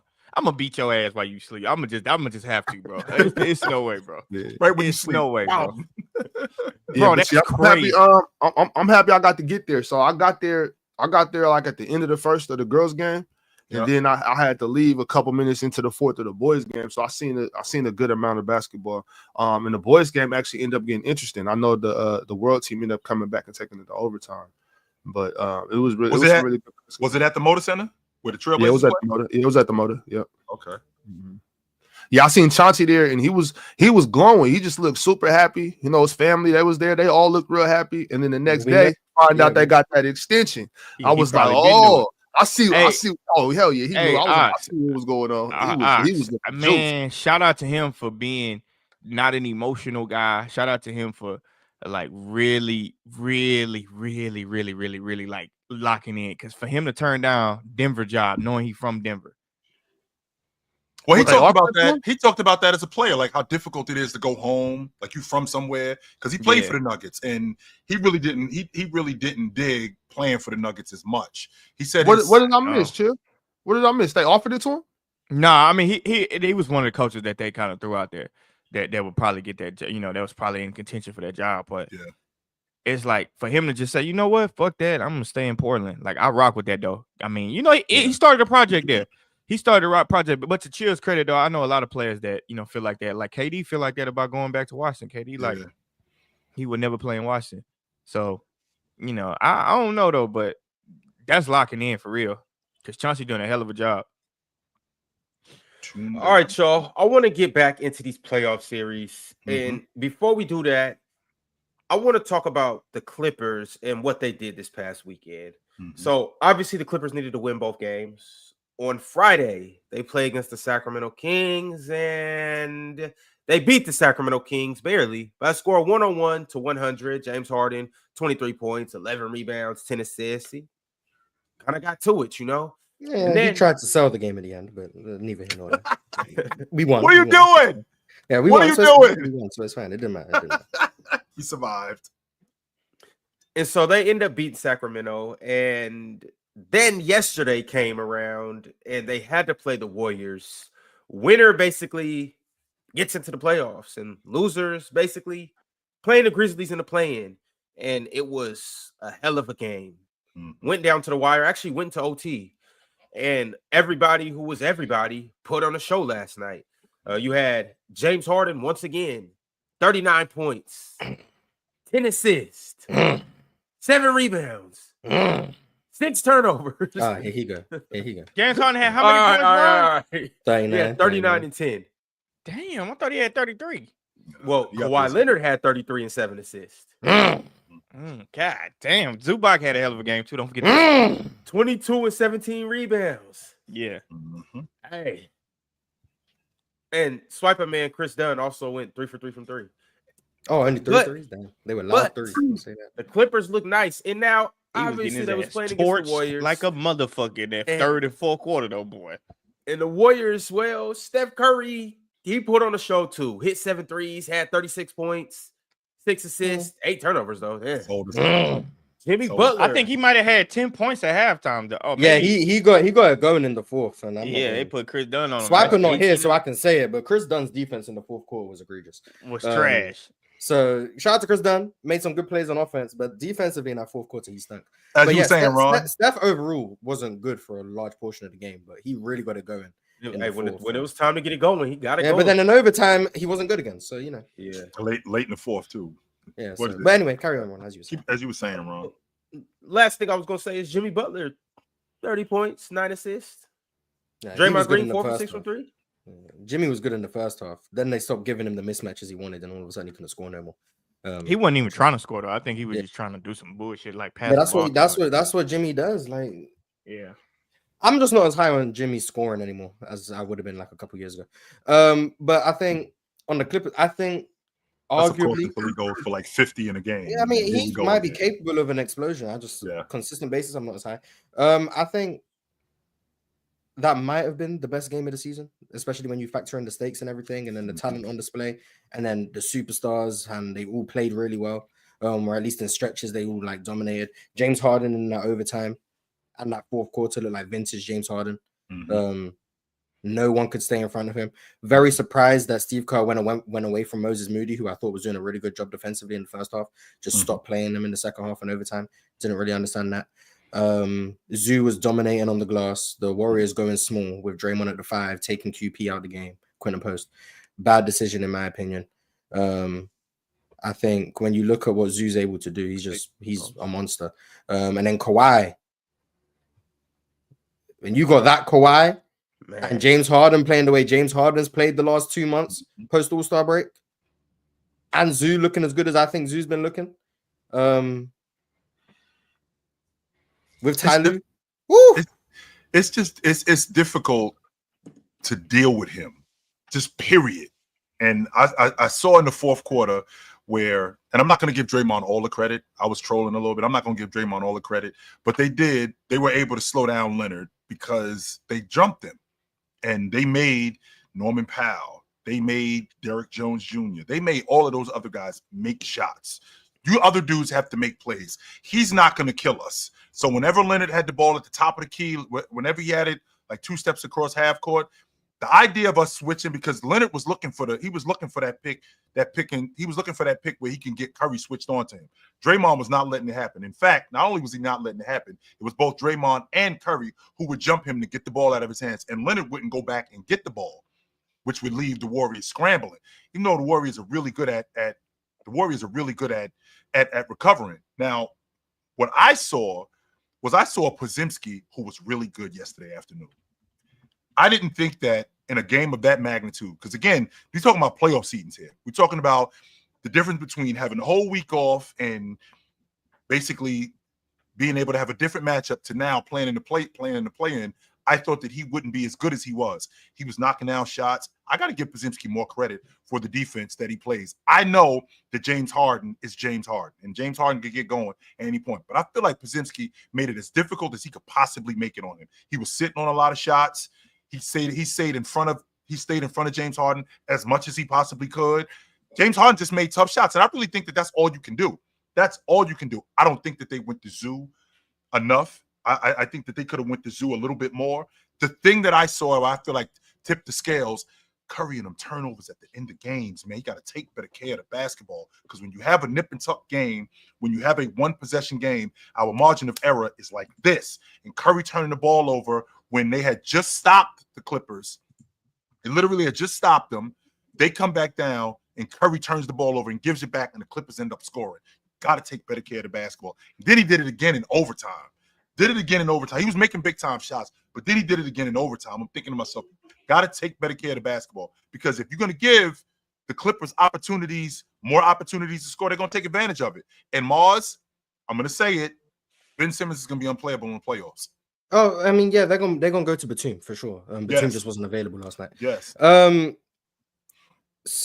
think the game's flipped a variety of different moments. One, that James Harden floater was not a shot; it was a lob. So giving him 100% was not a lot. Yeah, giving him free throws was crazy. No, so that's bad on the rest part. That should have never been free throws. That should have been side out. There was a play, and I can't remember the quarter. It might have been the fourth. It might have been overtime, where you got one play where Steph dribbled the ball. They double teamed him, and he dribbled it all the way to the corner. Allowed himself to get trapped on the right corner. Overtime. Yeah, allowed himself. Literally allowed himself to get trapped. Like, it makes no sense if you're already being double teamed to then make yourself go to the corner where the baseline and the sideline is now trapping you in. Mm-hmm. That's a stupid decision for someone as experienced as Steph Curry. He then throws it away. And then the other play, it might have been Chris Dunn. He lost on the back door. Draymond throws it over the top to him, and he tries to finish it without coming down with it. He missed the layup, and then he doesn't get back, and it gave up a corner three for James Harden. Those two plays, like that, those were swing plays. Draymond obviously missing the layup, huge blunder from him. Drawing up the last play for Buddy Hield, interesting. He did now. If I'm not mistaken, Mars, if it didn't Buddy Hield, didn't he make a shot previous to that?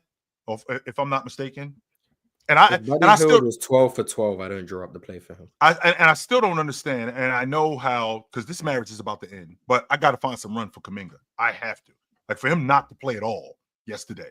He didn't play 1 minute. He was out the rotation yesterday. He went with his experience, guys. Like, that's why I think Moody didn't play a lot in the second half. He went with Gary Payton, who was getting fried by James Harden, respectfully.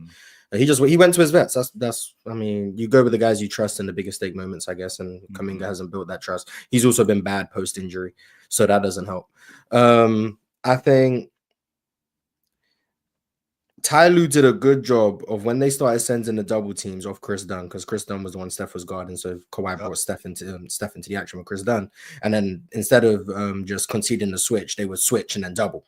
Ty Lue did a good job of not having Chris Dunn just hang around the 3-point line where no one's worried about him, having him flash to the middle, making him actual threat to the defense. That was really good from Chris Dunn, from Ty Lue, and then him obviously executing in that area. He got a floater one time, then another one he threw a lob to Zoo. Zoo finished over the top of Draymond. Making Chris Dunn viable in those ways, like, this is where you go to Ox's point of coach has got to coach. Just because someone's a non-shooter, that doesn't mean you can't just make them viable in some way. You got to put them in spots to be successful, and I think Ty Lue did a good job of that. Wasn't a big fan of Norman Powell, especially in the first half. I do think in the second half, when he got to play off advantages, off of Kawhi's double teams, off James Harden's gravity, I do think he was a bit better in that regard. But when they were asking him to create his own offense in the first half, it wasn't going well. I wasn't a fan of that at all. And then those, however long I saw Ben Simmons and Amir Coffey in the first half. Ben Simmons don't need to play no more. Some of the worst minutes of basketball I've seen in my life. Amir Coffey should never play in the playoffs. Ben Simmons should not play in the playoffs. Like that, you can't have, and having them both out there at the same time. I know he was trying to buy minutes for James and Kawhi, but come on, like, there's no. Ben Simmons probably should be out the NBA. I ain't gonna lie. It's probably time to hang that shit up. That was unserious. Yeah, I'm gonna tell you, because you know how I feel about Leonard, right? You know how I feel about Leonard, and the fact that he's looking super sharp. Now, what you can't do is you can't tell me on the one hand that Kawhi Leonard is back, but then on the other hand, when we get on the defensive end and we need somebody's water shut off, that he can't do that. We have to be able to go to him on that aspect too, and turn around and tell me that, yo, he's a step slower. No, you can't have it both ways. He can guard. He's been playing defense. Right. If we need somebody's water shut off, and I'm thinking about when Jimmy Butler it depends on who water. And I'm thinking about when Jimmy Butler got going. That's what I was thinking about. I was thinking about when Jimmy Butler got going. I'm like, why is Leonard not on him? Why is Leonard not slowing him down? Well, chill. I think it depends on who water we're talking about, and we also got to be realistic in the fact that this is the NBA, where the most elite scorers reside. Sure. On top of that, Kawhi Leonard is not the 2017-19 Kawhi Leonard. He's not there to be a complete shutdown guy on the defensive end. I think he can do it in spurts. I think he can do it in games. I think he can do it in quarters, but he's not going to shut You're just not gonna get that level of Kawhi anymore. But he still provides great defense though. Right. Ox, I also think too, when you go back and look at that 2017, 2018 Kawhi, like if you look at some of the plays by him, he's never been the one to like just stay in front of people. It's his recovery speed that was the never been the one to stay in front of people. Jordan is just factually incorrect. That's not. No, but watch him. He would get blown by a lot and just recover and make the block or steal. Like that's what he was doing. That's what this league is. This league is full of great athletes, so you're going to get blown by. However, Leonard is really good at anticipating and beating guys to spots. So he's always been. I don't know, man. I won't say he didn't get just saying that because he's Kawhi. No, why would I just say that? Because he's Kawhi. That don't make no sense. I'm saying like I think y'all just like I won't deny the fact that he definitely got blown by like everybody else. Kawhi Leonard a lot. A lot. If it depends, what do you mean by a lot and by who? You know what I'm saying? If we're talking about smaller guards consistently getting by him, eventually, yeah. But Kawhi Leonard was a beat you to the spot, make you turn, beat you to the spot, make you turn type of dude. Like to say that Kawhi Leonard wasn't able to stay in front of his defender, that's just factually incorrect. I mean, but I'm not saying he wasn't able to stay. I mean, him not being able to stay in front of his defender and recover and blocking a shot or getting a steal is still extremely good. I'm just saying now that he's a little bit older, for y'all to think that y'all gonna still see him recover, y'all being unrealistic. Like, and I'm telling y'all, like, when y'all go back and watch, if y'all go back and watch Kawhi, a lot of his plays he made on defense was off the ball, or somebody went by him, he came back and recovered and got a steal. See, like, it's not like he's sitting. See, like him and Pat Bev, like Pat Bev turn. Are we talking about the same Kawhi Leonard? Because I actually think he's better on the basketball than he is off the ball. You could catch Kawhi Leonard off the ball with his head turned, ball watching all the time. You could catch him. Kawhi is good as hell off the ball. I didn't see Kawhi dive for a steal that's off the ball. Definitely. Kawhi Leonard has always been one of the better on ball. He's definitely been one of the better on ball defenders in the game. Always been that, and he always will be that. My thing is when I'm talking about this Kawhi Leonard, I accept the fact that you're older. I do accept that. What I'm not trying to hear though, I'm not trying to hear you tell me that he's back to what he was as an offensive player and as a bucket getter, but then turn around on the defense, tell me that I can't get it. The same thing that I got from him in stretches. I ain't saying that I'm gonna get that for the whole game, but when I gotta sit in the chair and I gotta slow somebody down, I should be able to get that from him. If I'm gonna get 30 from him, like you tell me he is today. But he can guard. Like no, I'm not saying he can't guard. Jimmy wasn't scoring on Kawhi, they were just switching. So Jimmy was just attacking mismatches. And then when Kawhi was guarding him, he couldn't score. Derrick Jones was guarding him, Jimmy didn't score. He was scoring on Amir Coffey, Bogdanovich, Norman Powell. That's why we switching. We should not. That's scheme related, then, but it's not on Kawhi's ability to guard. Kawhi did a fine job on Jimmy Butler. And that part I'm not arguing. Jimmy Butler's like a perfect matchup for Kawhi because he's not overly explosive at this point. Right. He's not going to beat you with jump shots. You just got to beat him to a spot, not jump on the fakes. Like, that's a perfect matchup for Kawhi. Kawhi did a great job guarding Jimmy, and Jimmy didn't really attack Kawhi for that reason. Like, that's why I'm not as high on Jimmy in general as a scorer. Sure. But yeah, Kawhi can guard. Like, and the off-ball stuff, I'm not as high on Kawhi off-ball as Jordan is. Even yesterday, the play that Steph got a 4-point play, that's because Kawhi was watching Draymond instead of communicating the switch with James Harden. That put James Harden behind the play, and he ended up fouling. If Kawhi was just aware of the switch, having Steph Curry curl around, that play wouldn't have happened. So, like, he's still prone to, like, some lapses off the ball. But on the ball, Kawhi can still guard, and he still has some of the most dangerous hands in the NBA. His hands are ridiculous.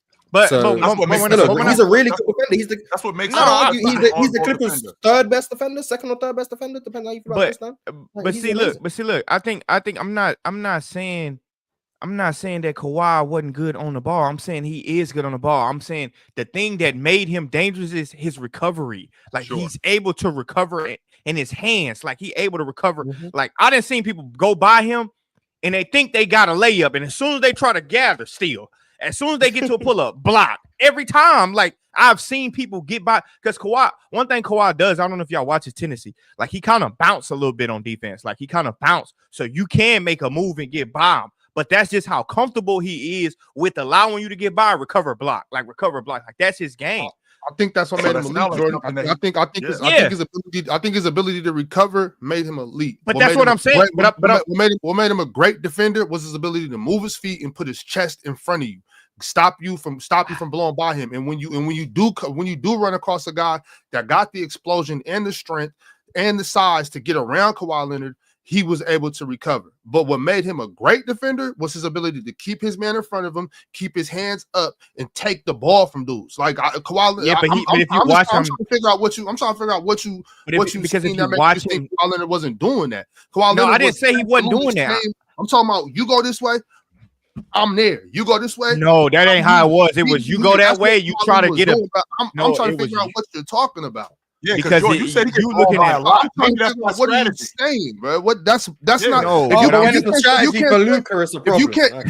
you can't stand in front of your man, then you're not an elite defender. If you have to, especially in this league, that's not true. But I disagree because everybody is fast. Like everybody is fast. You can disagree, Jordan, but at least hear me out.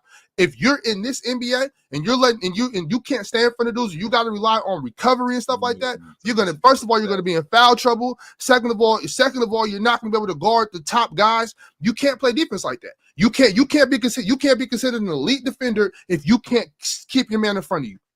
Okay, for number one, this is what I'm saying. Kawhi getting the best matchups. First of all, Kawhi getting the best matchups every night, right? So everybody is gonna blow by him because he's getting the best matchups every night. Well, every player in the NBA, every player in the NBA can get by Kawhi Leonard, bro. Jordan, when you said the statement, Jordan, I asked you like, well, who are you talking about blowing by him? Like, of course, there are some guys that can't line. But that's hold on. The context you make it seem like he was a cone or something. No, I didn't say like we're not talking about the average blowing by. That's not what I'm talking about. I'm talking about Kawhi getting the best defenders. I mean, the best players every night. That's his matchup. Nobody is scared of blowing by Kawhi. Like, bro, you can go by him. It's what you do after you go by him. Like when you try to gather to get a layup, his hands are so strong and his timing is so good. That's why you can't get him.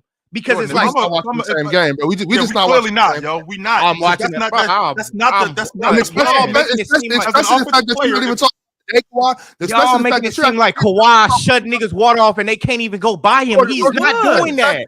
No, he's not. No, Ron. He's not even talking about today's Kawhi. He's talking about elite 2017. That's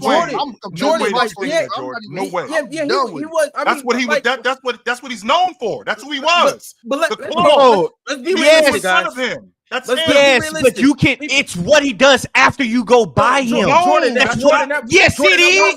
Jordan, I didn't watch a lot of fucking Kawhi, bro. I know I watch his tendencies all the time. I'm coming into a fight, and me coming into a fight, my attitude is coming into a fight. I'm gonna wait for you to punch me in the face and then deal with you. No, that's not the same thing, Chill. That's not. And I'm not. The same thing. Bro, do you know how hard it is? Bro, do you know how hard it is to stay in front of somebody that's the number one scorer? And Kawhi was elite at it. All right, so why the fuck was Russell Westbrook blowing by his ass every fucking time in the playoffs? Okay, Russell Westbrook. Nigga, go straight by his ass. What are y'all talking about? Really mad at me on Twitter for saying that Kawhi couldn't guard Russell Westbrook, by the way. Bro, I'm telling you, bro. We're talking about Russell Westbrook. Scorer. Bro, I'm not talking about George Hill. Point guard ever. Like, I'm not talking about George Hill. I'm talking about your number one option. Them motherfuckers ain't scared to go by Kawhi Leonard. Y'all making it seem like, oh, I'm Devin Booker. Kawhi guard me, pass. No, he going by him. It's just he's blocking the shot.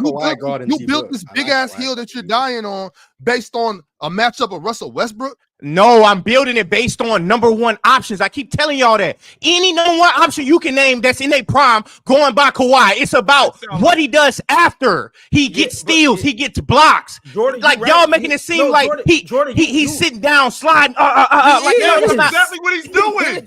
Jordan, what are you talking about? In the whole game, Disagree. This is the thing. This is the thing. I understand. Disagree. I understand what's happening, Jordan, because that's a fact. Every single game, when Kawhi Leonard is matching up against an elite player, you're going to be able to find a clip or two, and maybe more, of that person blowing by Kawhi Leonard. That's a part of basketball, 100%. So you mean to tell me you're going to see 90% and he putting everybody in jail? They can't move. They can't go. I don't got to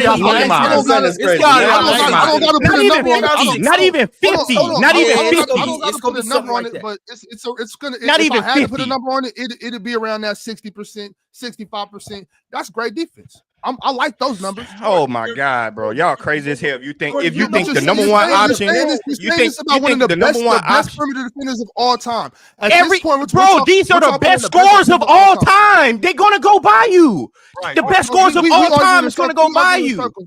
You're right. We both agree on this. We all agree on that. The best players are gonna get by you. You're right. We agree on that. Let's just it's just no matter how much you play defense, a scorer is a fucking scorer. You can't stop them.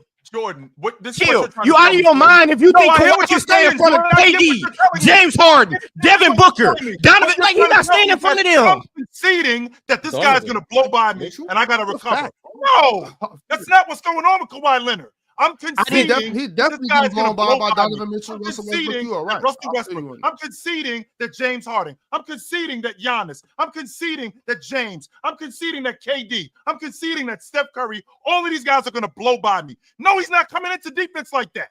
No, he's not. He shouldn't be going to Russell Westbrook. Chill. You just named all guys that will get right by his ass. Like you just named everybody that can get by him. Yeah, but Jordan, all of those guys too, all of those guys too, on any given possession, Kawhi could put him in a straitjacket. On any given possession, one of those guys could try to blow by Kawhi. Oh, I beat you to the spot. Oh, I beat you again to the spot. Oh, I plucked the ball from you. I took the ball from you. Or you know where he do a lot of that at? You know where he do a lot of that at? But you know where Kawhi get a lot of steals at? You know where Kawhi get a lot of steals at? Not off the ball. Not off the ball. It's not off the ball. It's after they go by him and he stripped their ass. That's where he get a lot of that shit from. They go by him and he strip him. His hands big as hell. Yeah, so it's Jordan, as soon as you put the ball down, he just grab that shit. Yeah, but Jordan, you're making it seem like that happens every single time. Like every time KD touches the ball, he blows by him, and then Kawhi comes and blocks him or gets a steal. That's not what happens every single time. Okay. Like, all right. Not every time. He's getting maybe 2-3 steals. Let's say he get 2-3 steals on KD or 2 blocks. That's hella defense. Jordan, but KD probably gonna get 30 on his ass. But Jordan, when a scorer goes by, when an elite scorer in your estimation, when an elite scorer goes by a great defender, I'm good enough that I'm not letting you back in the play. So as a defender like Kawhi is, I already know that. So what I'm gonna do is I'm gonna do my best to keep you in front of me. Which is what Leonard is great at. It's very easier said than done. You know why it's easier said than done? Because we're talking about somebody like me. We ain't talking about Leonard. This is who he is. What? So who the hell is KD? Who the hell is Devin Booker? Who the hell is James Harden? Who the hell is Steph Curry? Who the hell was Russell Westbrook? Who the hell is John Wall? Who the hell is all of these guys? How did they get there? They can't go by Kawhi. Oh shit, Kawhi shut a motherfucker down to 0 points. Fuck it, put Kawhi on. And none of these guys, Leonard is conceding, letting these guys go by him. None of them. Chill. Not one of these guys. Did you watch Luka Doncic go by his ass when they played in the playoffs? Did you watch that? Are we talking about a great scorer in Luka Doncic like Luka? You're talking about a great defender. Kawhi, what the fuck? Chill. Like Luka ain't frying everybody. Luka ain't frying everybody. That's my point. Y'all making it seem like you put Kawhi on people and that shit. Oh, you level 0 now. I was Luka, but Kawhi on me. I'm George Hill now. Fuck it. But how many Lukas are running around in the NBA? I'm listening. Chill. You named 10, and I told you all 10 will cook him. You named 10. You said James Harden, Luka, Steph Curry, Russell Westbrook, Kevin Durant, Devin. Not Luka. Give me a break. If Luka can go by Kawhi, John Wall can't. Chill. Are you losing it? Chill. You gotta be losing it, bro. Chill. You gotta be losing it. If Luka can go by Kawhi, John Wall can't. Yeah, I'm good. Yo, I want to bring it back though to the Nuggets and the Clippers. How are we feeling about this series, Jordan? I see you got the Clippers shirt on. Ox, it seems like you've been waiting for this for a very long time. Mars and Chill, I don't know how you guys feel. I see Swiper decided not to show up today, but how are we feeling about the Nuggets? Oh, the Nuggets? Oh, no good. Probably gonna be first round exit. Probably first round exit. And oh shit, I don't know. So I've seen Joker over the last 3 years in the playoffs go up against Rudy Gobert. I'm talking about great bigs in terms of defenders. I've seen him go up against Rudy Gobert. I've seen him go up against Anthony Davis. and get the best of these guys. Now he's going to deal with Zubac. And Zubac, for all intents and purposes, I don't think he's Rudy or Anthony Davis, but I think he's damn good this season as a defender. He's really good, especially on the perimeter playing against bigger guys. He's great at stopping plays, getting on the glass.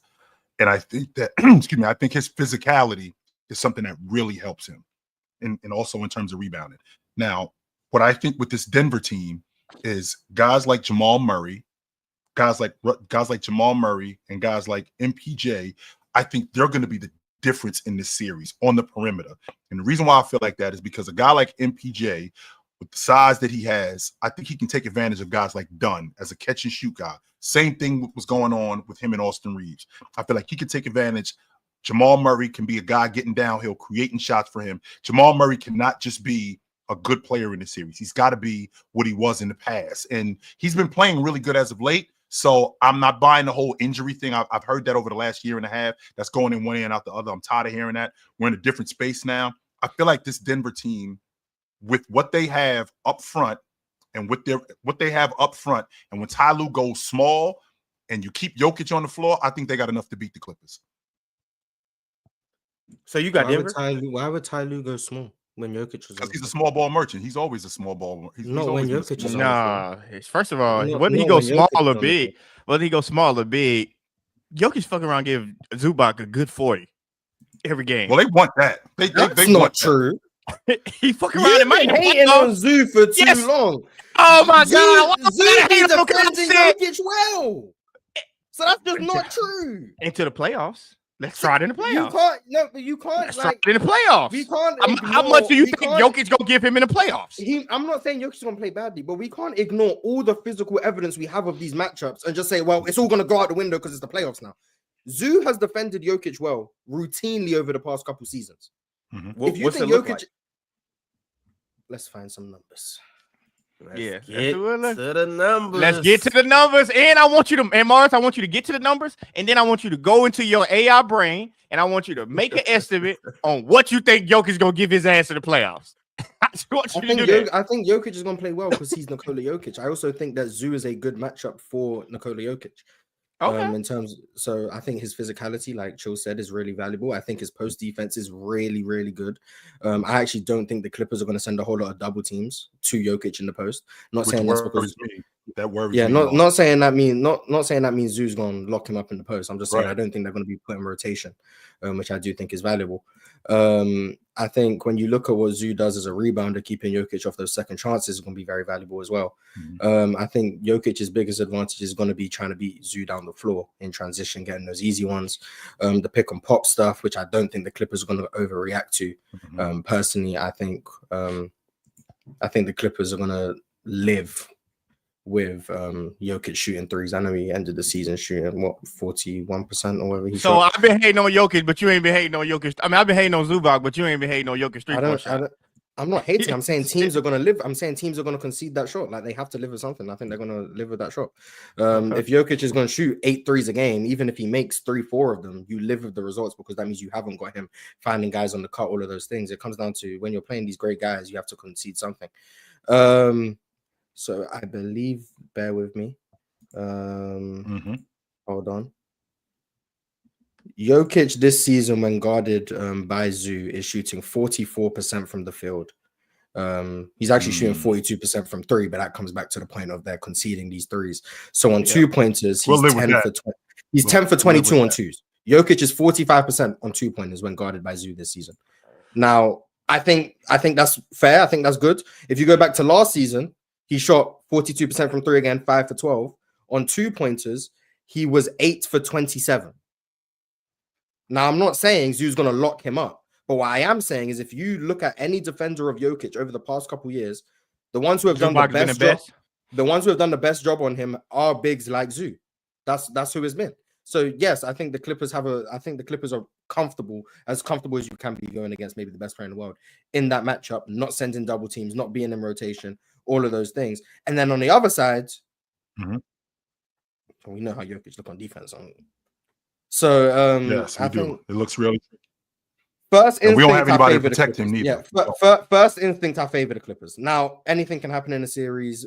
Jokic could very well just go out and go crazy. That's very possible. Yeah. I mean, Jamal Murray did miss a few games at the end of the season dealing with, I think, a calf injury. So maybe he isn't 100%. I actually don't know the situation. Bro, when is he ever 100% to play? I don't know. He's injury prone. He's injury prone. Like, that's just every time. Yeah. So like before the last 2 games of the season, he missed 7 straight. And then he came back. He played a little bit against Houston yesterday. It was a blowout, so he didn't have to play too much. Then that game against Memphis, he wasn't great. He closed them out like in the 4th, but he wasn't great throughout the game. He hasn't looked great in the last couple games since he's been back. So maybe he's not 100% again. I do think they need a Jamal Murray 100%. I do think Chris Dunn is going to be pivotal in that matchup, guarding Jamal Murray, chasing him over the top of screens, because Zoo is going to stay attached to Jokic. I do think that's just going to be part of the plan. They're not even really going to play drop. They're going to keep one man. They're going to try like match up as strongly as they can. I don't think Chris Dunn's going to. I think Kawhi is probably going to guard MPJ, if I had to guess. So Kawhi, I think that's a solid matchup for Kawhi. MPJ is not a threat off the bounce, so Kawhi doesn't have to worry too much about that. Just contest shots high. Do we want to put Kawhi Leonard on really quick? Stay right there, Mark. Do we want to put Kawhi Leonard on MPJ, considering MPJ's consistent action off the ball? Because that's how they want to play. It's not like it's a lot of standing around and him just waiting for Jamal Murray to create shots for him. There's a lot of action off the ball, and I'm wearing down Leonard if I'm doing stuff like that, especially when we speed the game up and we get in transition, and Leonard's got to find him in transition. On top of that, in transition, you might be cross-matched. So that's just how it goes sometimes in transition. Right, but sure. In the half court, I think Kawhi's comfortable with it. If he's not, then we're not serious about a championship. If Kawhi's not willing to chase MPJ around a couple of screens, then at that point, what are we doing? Like, you have to. I would much rather Kawhi guard Jamal Murray. So when Jamal Murray consistently blows by him, he could get steals and blocks and stuff like that. You know? Yeah. Ron is disgusting. That's the game plan. And then you'd have. I'd assume you'd have Norman Powell on Christian Brown, and then James Harden on Aaron Gordon, because of the strength advantage. Not strength advantage, but Aaron Gordon can't just mismatch him in the post the way he could with a Norman Powell. I think Derrick Jones is going to be important in this series to match up with Jamal Murray with his length and his athleticism. I also think I wouldn't be surprised if the Clippers tried to stay away from switching, because I do think the Nuggets do a really good job of attacking switches, whether that be with Jamal Murray, Jokic, Aaron Gordon. All of them can attack mismatches. Michael Porter Jr. can shoot over the top. So I think the Nuggets will probably avoid switching, trying to play things straight up. And then also funnel shots to Aaron Gordon, funnel shots to Christian Brown. So they're going to have I think they're going to shrink the floor, but not switch. That would be my plan, shrinking off the certain guys. That would definitely be my plan. And I never said Aaron Gordon can't overpower James Harden, but if we're comparing Norman Powell's strength versus James Harden's strength, which one am I picking? It's common sense. I'm not saying it's a perfect matchup, but one makes a lot more sense than the other. Which one? I'm trying to figure out. James Harden physically makes a lot more sense than Norman Powell. James Harden a good post defender too, by the way. You can't. That's how Aaron Gordon punishes his mismatches. So I thought it was just logical that James Harden would be the matchup, but apparently James Harden a good. No, that's because we both Rockets fans. We seen James Harden in the post get busy. James Harden was #1 post defender in the NBA. You better stop playing. First instinct, I think the Clippers probably win. I would say 6. I'm serious, chill. I'm serious. I know. Dead ass. Yeah. So first instinct, Clippers in 6, but I do want to see like game 1, see how both teams come out guarding each other. But definitely first instinct, Clippers in 6. Yeah, but Zubac definitely gonna have to stay on the floor with the Nuggets. Chill, they can't. He's gonna match Jokic's minutes to it every time. He's going to match Jokic's minutes. Yeah, they're not gonna. Every time Jokic is on the floor, Zoo will be out there every time. Now the problem would be, will they get him in foul trouble? That's where I was going, because if we're gonna cover him that's what I'm saying, Moss. Because if we're gonna cover him one-on-one, Joker is so smart, right? Joker is smart enough not to make this a one-on-one matchup, but to also get what I could get within the offense and get Zubac off balance. Have him in the air on pump fakes around the rim. Get him on the wing and drive him to the rim and get him up in the air on fakes, things like that, where now he's in a bad position, where now he's got 2 fouls late in the first quarter, and now I can really go after him. And then Ty Lue has to resort to that small ball logic, because now I'm really going to go after him considerably in the offense that we have when we constantly moving the ball. Chill. I hear you on that, Chill. And my thing is that's simply game planning. Like how Mars talked about earlier. You know that that 3 and 6, 4 and 5, they know where they're playing. You know what I'm saying? 1, 2, 7, 8, they don't. So that's the beauty of this. They got a game plan right now. And I'm not saying play any type of soft branded defense. I would never advocate for that. But what I will advocate for is a solid game plan for Zubac, and Zubac understanding the importance of him being on the floor. So that's just letting him know we're not worried about that 3 ball. You know what I'm saying? You got to play a step and a half off. Keep your hand up, play a step and a half off. Move your feet and just play solid. I want you to have 0 block shots on Jokic this series. When Jokic goes up, you're not leaving your feet. You're not trying to block anything. There's no block shots happening in this series. None whatsoever. You're staying feet on the ground, hands up, staying strong. Taking right to the How can I contest though? Right Zoo doesn't tend to jump. Zoo doesn't jump. Like that's why. Well, I'm saying even if it's bunch not of fakes and Zoo just plays straight up, he doesn't jump. Even if it's not a jump though, no coming down. We're just and I mean, and that's a lot harder said than done. We're talking about the heat of the moment. Forces Jokic to finish over the top. That's what he does, and he right, pushes right, him of off course. his spot as well, which is valuable. If Jokic wants deep catches, just push him up. That's what I'm saying, Mars. It's just no contest up, like no jumping, no swiping for shots. Was just staying solid. The pump fakes and all the fakes. It doesn't matter if you're not going for none of it. You're not reaching for it. We're just here with it the whole series. You got to understand the importance of you being on the floor. You got to be able to be Ox, there. I got a question for you. Box out. I got a question for you, Ox. The strategy of playing back on Jokic. Are you sure you want to let Jokic just pick you apart with no pressure? I'm not saying a whole lot of defense. defense. I'm not saying a whole lot of space. I know what Jordan's talking about. That's like a quarterback just sitting in the pocket, being able to throw. And that's how they used to guard Rondo. They used to guard Rondo like that. And that shit used to be hell. What they do is they have the cutters and stuff. But if Zoo's playing free safety on the back line and any cutter who comes through, he's there. That pass isn't there, and that's what they normally turn into the dribble handoff, which is where the disadvantage is. Because if Zoo's playing back, man in the middle, to take away the cuts, and then Jokic flows into a DHO, you now have Zoo all the way back in the drop. But that's what I'm saying. Allowing Jamal Murray. That's the risk, and they got. But I would probably start sending help from the wings. That's probably what I would do. But then obviously the Nuggets can counter by having MPJ. They can have MPJ on the wing, so you can't help off, or they can cut through and take away that help.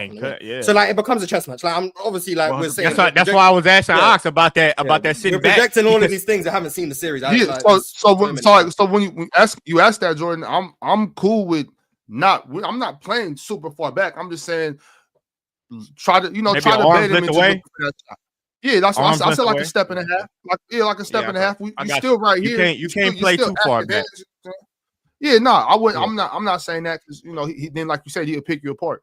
But I'm not, like I said, I'm not advocating for any soft branded defense. I'm just more so letting you're not here to necessarily block shots and do all that. I know, like you said, he's not much of a jumper to try to do that anyway, but I'm talking about no swiping down, nothing. You know what I'm saying? You got to play solid.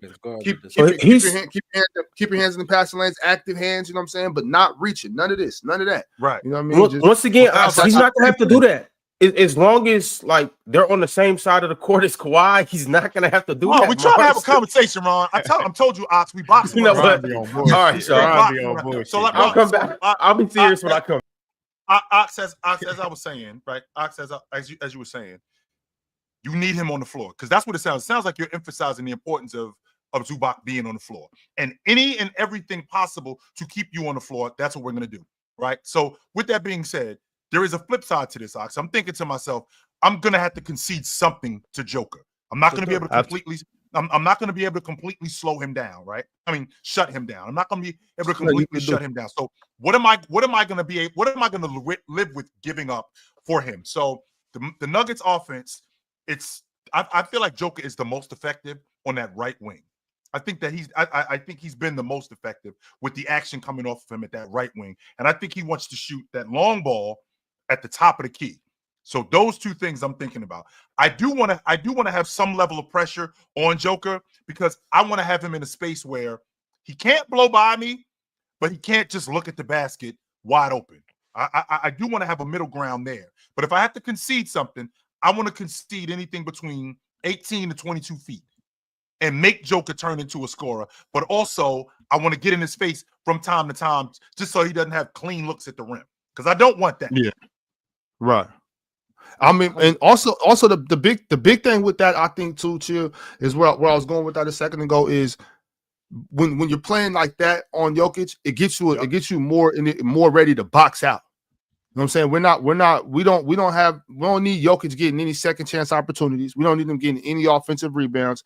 Yep. Zubac got to be there to keep him off the glass, especially the offensive glass. You know what I mean? No, none of those like not lucky points, but none of those in the mix. And he's hitting those. Like yeah, he's hitting one of those with 2 seconds left in the shot clock.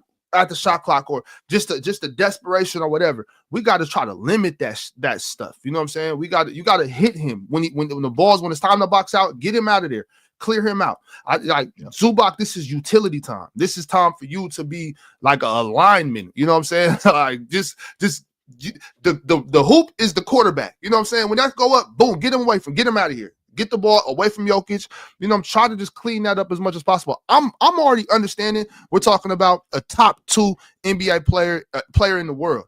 You know what I'm saying? You're not going to shut Jokic down. We just got to try to limit what we can and, you know what I'm saying, play solid basketball. The reason why I feel like I feel with Denver is because I've seen stretches in the playoffs where Jamal Murray, and this is wishful thinking, but I've seen him elite. And one of the things that I feel like can be had is I feel like putting James Harden on the defense and consistently going after him. I feel like you could take advantage of a guy like James Harden because James Harden wants to get back to the basketball. And Jamal Murray, I feel like he's going to have, and I know that Chris Dunn maybe, I feel like Chris Dunn maybe switched on to him a lot, but I feel like we can hunt James Harden. And I feel like we can get James Harden in action where we put him on Jamal Murray and Jamal Murray goes after him. And that can take away from some of James Harden's offense. And I feel like that's a recipe for success too. That's if the Clippers switch. And if they do that, then yeah, you're probably in for some concern. I'm in the business of Jokic is shooting as many threes as we can force him to take. 100%. Since Jokic became an MVP level player, so since 2021, they are 2-9 when he shoots 10 threes or more. And the only two wins were against the Hornets this season and the Pelicans this season. Every other game they've lost. And I'm not saying that means, Jokic shoots a lot of threes, you lose. But I am saying, I do think there is something about the fact that if Jokic is shooting a lot of threes, he's probably not punishing you inside. He's probably not finding all the cutters because we're conceding that shot. Sure. Or because there's nothing going on inside, he feels the need to start jacking up a lot of shots, which he has a tendency to do. The Nuggets are down 12, nothing's really working. Jokic will come up and shoot like 3 straight threes in 5 trips. Which means I think you're probably not in his heads because I think he's too even killed for that. But I feel like he starts trying to force the issue a little bit more than he's used to. So if you can force him or bait him into some of those threes where you aren't really closing him out, I never want to see a situation where Zoo reacts on an up fake and allows Jokic to drive by. If that happens, timeout instantly. That can't happen again. Because once Jokic sees a couple go down, defenses tend to overreact. He'll do his up fake. They'll overextend. They'll lunge. He'll drive by. That's a lob to Gordon. That's a layup. That's a floater. Never should that happen in this series. Not one time. It's like when players talk about that they have fines if they jump on a DeMar DeRozan up fake. If you jump on a Jokic up fake, you're getting a fine. That should never happen. We are never going to jump on that. And I'm trying to $20. No, I'm talking about a real fine. I said 200. I mean, you making millions. I need 5 figures. That fine gonna be hefty because there is no way we are allowing Jokic to drive. We're not allowing Jokic to drive by off an advantage. I need 15 stacks. Keep your ass on the ground. If we have a series where we're forcing Jokic to shoot 7, 8 threes a game, I think that's a good part of the game plan. Now, obviously, this is not me saying, this is how you solve Jokic, make him shoot. But I do think you try and all it is with these types of great players is you want them to take the shots you're comfortable with them taking. And I think the shot that you're most comfortable with Jokic taking is a 3 because he can't do anything that's as dangerous as like the diamond up, double teams, the post ups, all of that stuff. So if you can do that, then I think you're in solid shape. And then on defense, you have to attack. Whether they're putting 2 on the ball in pick and roll, you got Zoo in the short roll. Whether they're hiding Jokic on Chris Dunn, so then you put Chris Dunn into the action, and now you got Chris Dunn popping out. You're running DHOs on the other side. Like you got to do something to have Jokic constantly in the action. Remove any rim protection, or you have him down there knowing that he ain't gonna contest anything, and then you got drives against Aaron Gordon, who's been slow this season, MPJ, who's been slow this season, Jamal Murray, who's been slow on the perimeter this season. Sure. Like, there's avenues for the Clippers to torch this defense. There's so many avenues. Right. Now we have a situation here, Mars, and the reason why I'm saying that is because sure, Denver's rotation is a bit tricky, right? And we all know that we want Russell Westbrook as much as possible. If you're the Clippers, you want Russ playing fast in a condensed defense. You want that. But with that being said, my counter to that is, if I'm shortening my rotation, isn't that a bad thing for us? Like, I'm taking Ben Simmons. Ben Simmons is not going to play. Coffee is not going to play. Okay, so now I'm down to probably 7, maybe 8 guys. Is that enough to beat this? Is that enough to beat this Denver team? I'm not sure. I mean, you got Harden, Zoo, Norman Powell, Kawhi, Bogdanovich, Derrick Jones, Chris Dunn, Nicholas Batum. They'll probably run 8. And that's what they'll so have 8 guys. And then the Clippers, they got Peyton coming off the bench. They got, is Strawther going to play in the playoffs? I think Strawther's going to play in the playoffs. Let's see. Russ is going to come off the bench. So they got 8 guys, right? They got 8. Jordan's not going to play in the playoffs. I'd be surprised if Jordan played, right? And with Christian Brown probably dealing with also James Harden as well, I think he's going to be an X factor in this series. They might go to Pickett a little bit. I don't know. The Nuggets their rotation will be on a game-by-game basis, I think, just depending on whoever's playing well. I think David Adelman's made an emphasis of, if you're playing well, you'll play. If you're not playing well, you won't play.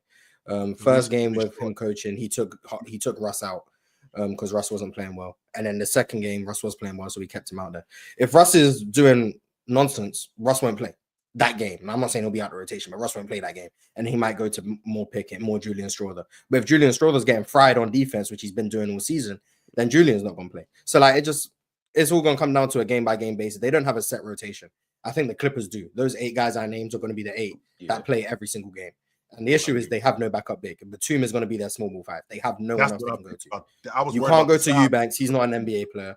Ben Simmons, we've seen, like, he's not even looking at the rim these days. Like, it's just is what it is. So, like, we can't hear you, John. But, like, yeah, so they have a set 8. The Nuggets is more up in the air. You might even go to DeAndre Jordan in the small ball minutes just for the offensive rebounding and the rim roller. Like, they might even do that. So they've got more options, but their bench is weaker. I think the Clippers have less options on the bench, but their 8-man is really, really good. So I don't know. Jordan, your mic not. Still can't hear you, Jordan. But no, I was saying, say Ben Simmons not an NBA player too. You gonna say Drew Eubanks? Bring up Ben Simmons too. He ain't one either. Shit. I said he's not gonna play in the rotation, man. That's about as far as you gonna get from me. You went ham on Drew. Drew Eubanks not an NBA player. Ben Simmons not gonna play. Ben Simmons ain't no NBA player. I've been saying this for the last 3 years. That's cool. You got Ben Simmons ain't gonna play for me. That's progress. So, I'm gonna tell you. I've been saying Ben Simmons ain't no NBA player for the last 3 years, bro. People been talking about you crazy. I'm like, bro, when are y'all gonna get that dream up? That shit over with. Man can dream. Opportunity after opportunity. It's not there. Done. Get that shit up. Send his ass to Guangdong, China. That's crazy. No, he can't even play. He can't even play over there because they like scoring. If you don't score over there, they pack your bags for your ass. So he probably got to send him to like Korea. He'd be a good player in Korea. Hey, Ben Simmons is made. He don't gotta go nowhere. Yeah. But I do want to say it's been good to have a productive Denver Nuggets conversation without, the goalposts getting moved from here, there to that end zone and all of that. But I do also have to say this: since Swiper's not here, we are talking about the greatest offensive force that the game's ever seen. We are talking about the great Serbian hope. Oh, we are talking about a should be 5-time MVP. Oh, so you're being Swiper today. So that's what you're doing. Yes, you're being Swiper. I'm kind of trying to bring. I was playing the Swiper. I got you. Yeah. Wait, but Ron, you don't got to troll. I'm not trolling. No, but Swiper believes that. These are Swiper quotes. I just want to say that I've been saying SGA is the MVP. It's hard for me to say that shit. Since Thanksgiving, I think. Ox was. I'm just saying though, like it would be a robbery not to give it to him. I want y'all to say it with me. I want y'all to say this word with me. The word is insane. Insane. Jokic, what he's doing, what he's done, leading. I mean, top 3 in all in points, rebounds, and assists, and steals. What? Yeah. And He's top 3 and 4 of the 5 major categories. Yeah. it's insane. Say it with me, y'all. That would be a It's robbery. insane. It would be a robbery not to get that shit to Jokic. I ain't gonna lie. I'm Like I said, SGA, ETA, GTA, Jokic at 5. Come on, man. insane. Ron, chill. Jokic. Oh, More. man, come on. Jordan, insane. Ox, I'm with you. Like I said, SGA, ETA, GTA, Jokic at 5. Man, get that man that MVP, man. I don't hear that shit, man. Shit over And with. what? And, I mean, and we He's can't- your we MVP too? can't say- For We sure. can't say that he For didn't come get the sure. 4th seed. I mean, he a top 4 seed. Hey, 50 bro. wins, 50 wins. Bro, I've he never an had a foot MVP, in the bro. room. The Nuggets ain't never beat a 50 50 win wins. team. The Clippers got 50. Oh, Oh, it's over. It's over. We know what happened. Yeah, we know. There we go. The series is Hey, over. Ox, get them indictment papers. Get them ready. The They same ones you got for Giannis. They Chill. coming. It's over. Draw 'em It's up. over. Print 'em I up. forgot about that obvious got- fact. We got to talk about something. But in all seriousness, though, y'all, I keep going. You guys know how I feel about the Nuggets. You guys know all season I've been telling Swiper the Nuggets are trash. They're going to lose in the first round. And I still stand by that. But initially, I'm like, man, they going to beat these boys in 5. But I feel like I'm crazy to not think that Jokic is going to grab 2 or 3 games. Damn, 3 games. Got that. It's Jokic. Damn, a game 7? It's going to be. You're right. You're right, Ron. Now you're right, I Ron. think the I'm Nuggets agreeing probably with you. get a blowout or 2. Where it's just Don't like, forget, and don't forget, the Nuggets got their core. Don't forget, the Nuggets have their core that's been together for probably one of the longest teams in the NBA. Mhm. You So know, with They just- playoff they just fired experience, their with coach finals yesterday, experience, Jordan. I feel that. But I'm just saying, Ron is not wrong for saying that Jokic could get 6 or 7 games going. He ain't wrong for that. Right. I feel that. And he the I just MVP think- too, though. I mean, the Clippers need to get him up out of there in 6 at the most. They need to get him out of there. Kawhi need to sit down Yeah, as much as possible. They need to get him out of there quick. yeah, because So, shit, I'm- we I'm don't know if hoping Kawhi gonna make it to 7. They might need to get his ass out of there in 4, shit, so he can get some rest. See, that's Yeah, all of this goes out the window. It's unnecessary. Unnecessary. But wait, You it's done. unnecessary. It's done. unnecessary to even talk like that. Why are we even talking like that? Why? He didn't miss the last He's 5 healthy. playoffs, huh? He's healthy today. It's Yeah, not like always yo. There's not like Yeah. some clock. There's not like some imaginary clock that says, "Hey, it's April or it's May. Kawhi, you're hurt now." That's just not. It That's seemed just not like how he it been for works. the last few years. Somebody tapping on him. Hey, it's me again. Your knee, and I'm giving the fuck up. He kicked it for the whole first half of the season, bro. Kawhi, cool. See, it's not that y'all really think this is gonna happen to Kawhi. It's that y'all subconsciously want this to happen to Kawhi. No, Y'all know. no. Y'all know. No, we Y'all don't. No, Look, I- let me tell you why. Let me tell you why, chill. Because y'all subconsciously, y'all not. I don't think y'all are malicious people. I don't think y'all want anybody to get hurt. That's But I crazy. think Ox. subconsciously, crazy, y'all Ox. hoping for that because y'all know that's the only thing that can stop Kawhi. That Y'all is. know- That's the hell of a thing to stop him, though. Y'all know if he get his fingers around your favorite player neck, he's gonna choke the air out of him. I'm talking about For tongue sure. flopping out his mouth.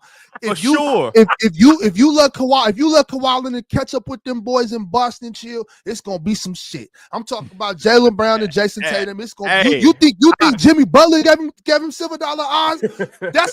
That's Jimmy Butler. That's like Kawhi's little cousin. What you think Kawhi gonna come through the Boston Garden and do to them boys? Ox, Y'all better I hear pray you. to God, he tweaks I hear you, but all I'm saying is it seemed like his knee be knocking at his door and say, hey, Kawhi, it's me again, and I'm giving the fuck up on you. It's over with. That's what it seems like. You know what he gonna do? You know what he gonna do? He gonna walk up. He gonna put that master lock kick door stop right there in the door, jam it, wedge it up under there, and be like, "Hold on, bro, I'm working." You know what I'm saying? Hey, Hold on, I'm working. I hope so. He got to get him out of there in 4 so he can rest for a week. He don't got too many chances. He don't got too much more time to do it. He gonna make him feel it. You can see it in his eye. He got that look in his eye. We seen this before. I mean, not really. You What can't that really look tell that what Pitt was look he talking got. Yeah, that's crazy. But look, yeah, that's crazy. Don't I get don't Ox know started what on look that you shit, talking man. about, man. I don't But know. look, all I'm saying is, first of all, Kawhi looked the same whether he win and lose it. That he just looked the same. But all I'm saying is, Ox, I know you feel like we programming that, you know, we projecting that onto Kawhi. It's not. I just think like, bro, what he missed the last 5 playoffs? For the last I don't know. For the I last don't know. Yeah, it's kind of like, I mean, it's like if he get over it, you got to damn near hold your breath for round 2. Then First hold and your breath foremost, for round 3. First and See, foremost, chill. I'm a next play type of dude. I'm missing shot. I don't care. Next play. Okay. So I don't care what shit. happened last year. and I'm I'm not stressed the on fuck that out. either. But I'm a history major. That's what I studied in college. And Mm-hmm. the more things change, the more they stay the same. But with that being said, Ox, why would I not want to see Kawhi Leonard be awesome? Why would I not want to see Kawhi Leonard get busy? Why would I not want to see Kawhi Leonard be fantastic like he's been in the past in the playoffs? I'll tell you why. Why would I I'll tell you not why wanna right see now, that? chill. LeBron James, Jason Tatum. You subconsciously want to protect your boys, and that's No, fine. that- I understand that. I understand In that. this So particular you're situation, you're I'm chill. You're fight a that? natural. You're a natural protector. You're a natural Do you protector. fight that, Chill? Even if that's true, in this particular situation, Ox, I'm Rocky and Apollo Creed and Drago are in the ring. I'm not throwing the towel in. If you're getting your ass kicked, I want to see it. I don't care who it is. If it's Leonard, What the hell? if it's Leonard and he getting busy, I ain't throwing the towel in. Don't let him off the hook. Go after him. Absolutely go after him. Kawhi gonna look at you, chill. He gonna tell you if he dies, he dies. He died. I get it. If he dies, he's just a The dead. reason why I want to see Leonard more in the playoffs is because the logic that's going on with him, it's gotten so enhanced that if he is in the playoffs and he gets outplayed healthy, now we gotta start talking about him different. It's still a what if right now. Like, yo, what if he's healthy? Well, he hasn't been. Let's see if he is now. Let's see if Kawhi Leonard can hold up so we can have real conversations about him like we did in 2019, like we did in 2017, like we did in 2016. Let's have real How much more do you think that moved the needle, though, Chill? How much more do you think 21, Kawhi getting a chip? 21 How much do you think that moved the too. needle about his career? Like, how much do you think that moved the needle for Kawhi getting a chip in his career? I think it's just a weird conversation with Kawhi Leonard off the strength that it checks a box, and the box is championships. I won't argue that. It does check the box. But I don't think it do much. Box already checked. That box already checked. Yeah. I don't think him winning 2 does much. If he wins another one, that'd be 3. Damn, hold on, that'd be 3. Talking about. If he ends up Damn, winning that might be another one, that's what I mean. I mean, it checks the box, and the winning just gets enhanced. The biggest problem is what is it going to be? How is he going to be looked at moving forward? Because okay, we didn't see you for 4 of the last 5 years in the postseason, and then you showed up like the boogeyman, and it's going to be, well, what if he was healthy this whole time? Would this be different? But you did do this. And we can't ignore that. But what if you were healthy during this? The thing is, if you're talking that route, if you're going that route about championships, that first of all, like I said, that box is already checked. So there is no what if Kawhi this or what if Kawhi that, because motherfuckers know what if Kawhi. They already know. They felt that. And so what I'm saying is, in those years, 2023, 2021, the ones where he got hurt, before he got hurt against the Suns, you see what he was doing to Kevin Durant and them boys in Phoenix. So they already know. And then into the regular season when he was playing, they already know. He played 68 last year. They already know. They felt Kawhi. Everybody knows. Right. Yeah. Right. So what I'm saying, Chill, is I agree with you. Sure. But the thing about it is there is no what if. Everybody already know what it is with Kawhi. So it's not no what if he was healthy. When he's done it already, and then when he is healthy, he kills you. We do know. How do we not know? Everybody knows. You don't know. Still, you don't know. Everybody else know. I know. You're the only person in the world that don't know, because everybody else know. What y'all? Where do y'all go when Kawhi out there killing? Y'all see last night. Every time he come out there, you know what's gonna happen. You know what's gonna happen. That's why I said subconsciously y'all are programmed to not be malicious, but at the same time, Kawhi gonna go hurt, you gonna go hurt. Because that's what y'all need to happen to preserve what y'all this fantasy world y'all live in. Because y'all know what time it is every time Kawhi out there. That's why we're having this conversation right now. We're talking about Jokic losing in 6. Why? Why is that? Because of why. That's why. That's why. You know what time it is. Stop acting like you don't know. Stop acting like y'all don't know. We do know. Join out here talking about he could never stay in front of nobody. What are you niggas talking about? Okay, Pull we're up not the doing that. film, brother. Okay, Pull up the film, we're not please doing do, that. bro. Man, Okay, I came here for one reason, Chill. This nigga Chill. Kawhi gave PTSD, dog. I canceled my This dentist nigga gave appointment him for one PTSD. reason today. One reason. And I'm not going to let y'all disrespect Kawhi Leonard today. That's not going to happen. Did you play against Kawhi in high school? Stop this shit. What? You played against Kawhi in high school?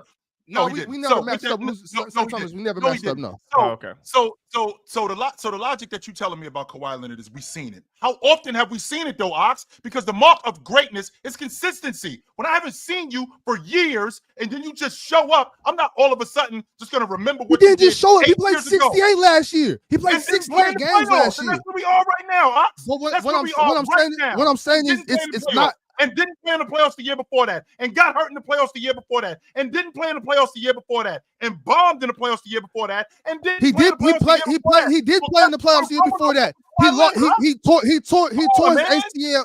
He tore his Right, ACL in the second round.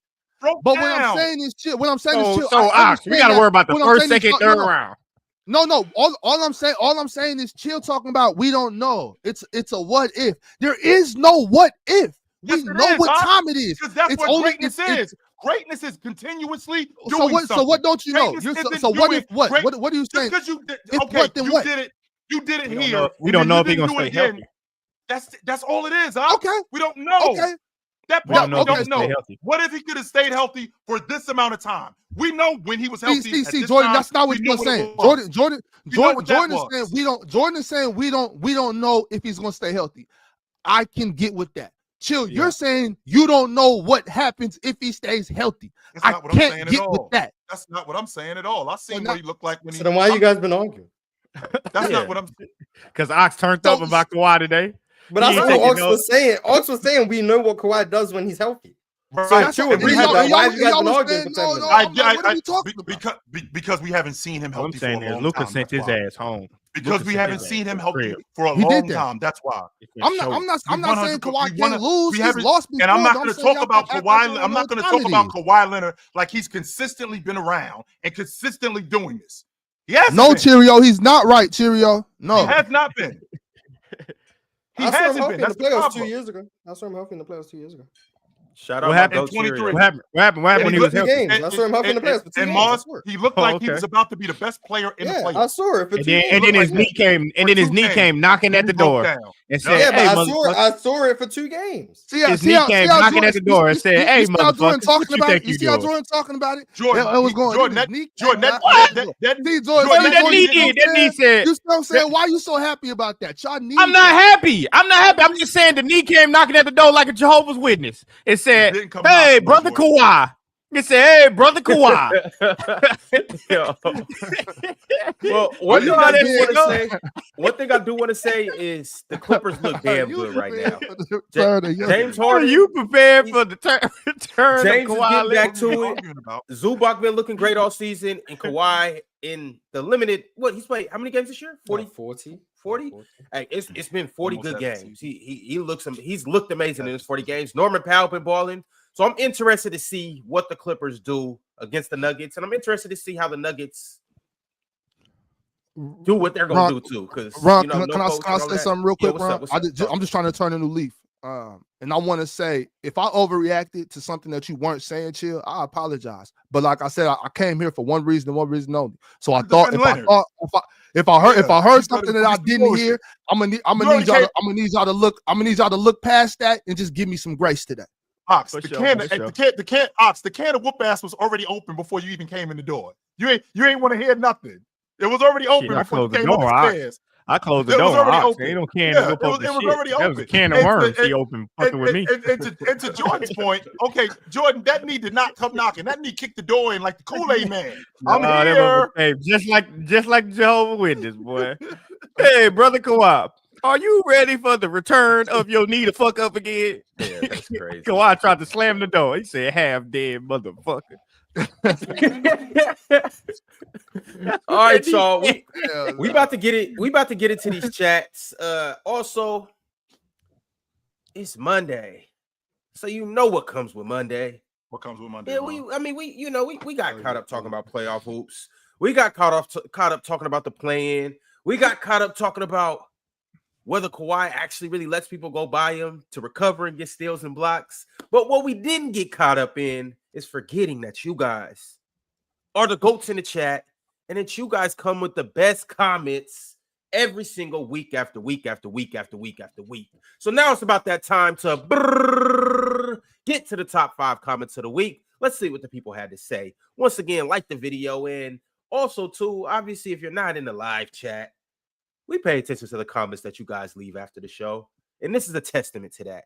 So let's go ahead and get into it, y'all. The first comment of the week we got is from Y Kareem 2001. YK Osiris.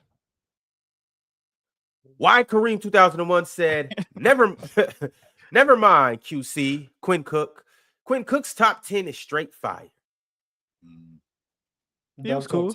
He did not Bill Russell, but I mean, other than that, Ain't nobody. Come on, Mars.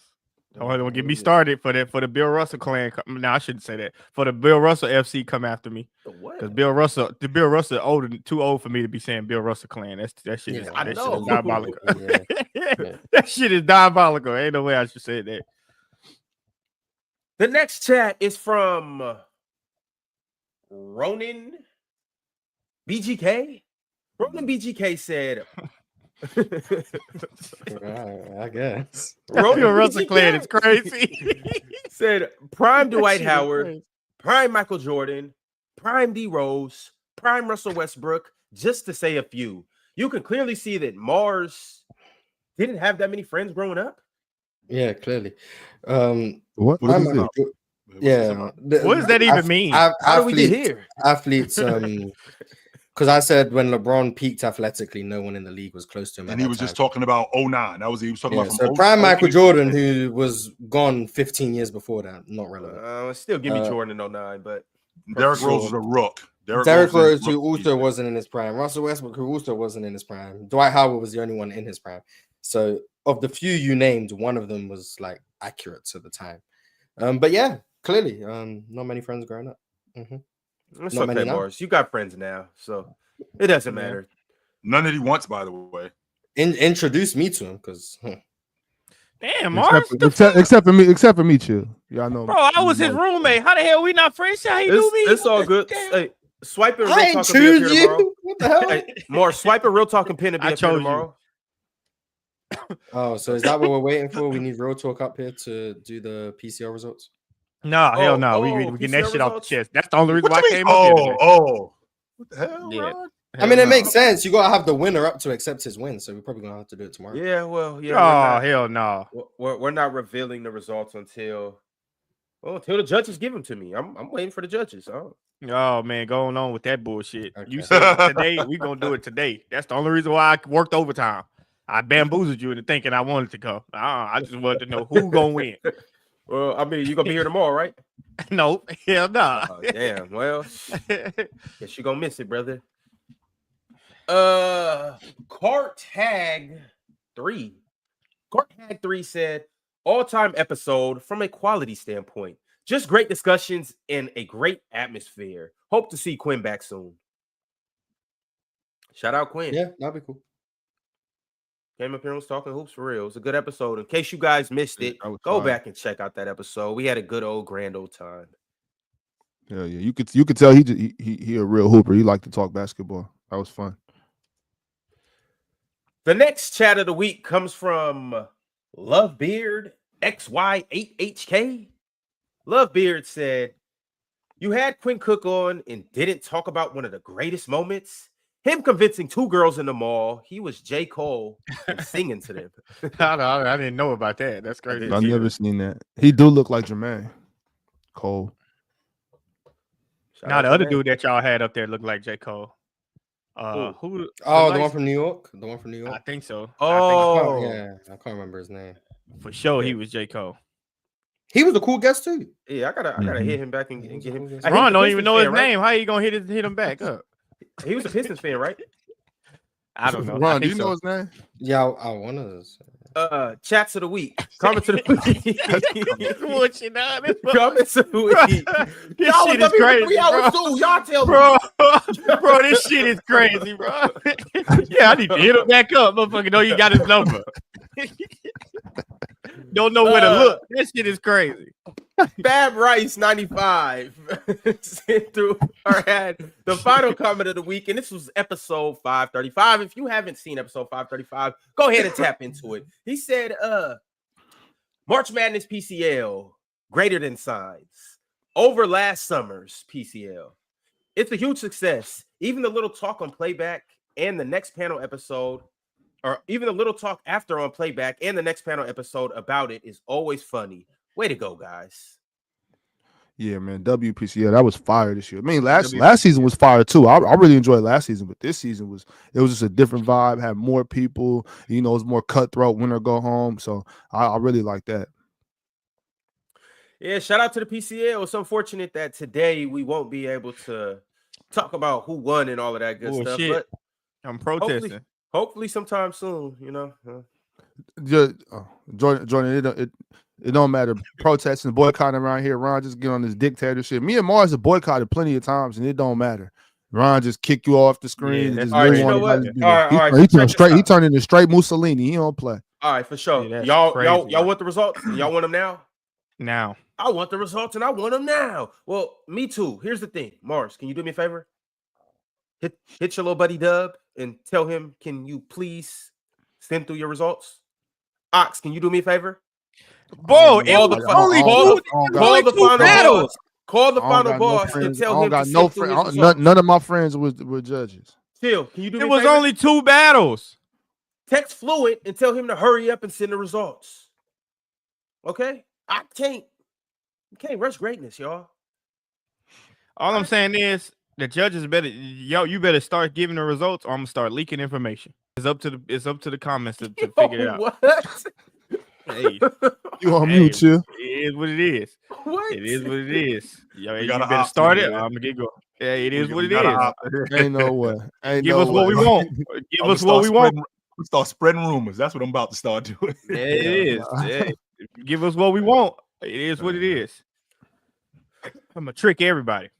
Well, what I'm not gonna do is trick the chat and not read you guys' super chats. I know Ox has talked about turning over new leaves and stuff like that. I'm not gonna get back to the old me. So we're gonna start with my man No Chill Gil. Shout out to Gil. He said Ben Simmons will play defense on Jokic and point guard on offense to make Jokic guard him. Zuzu and Ben at the 5 is the Clippers rotation. I hope not. Damn, I don't think Ben Simmons. I wonder why Gil typed it like that. Ben Simmons.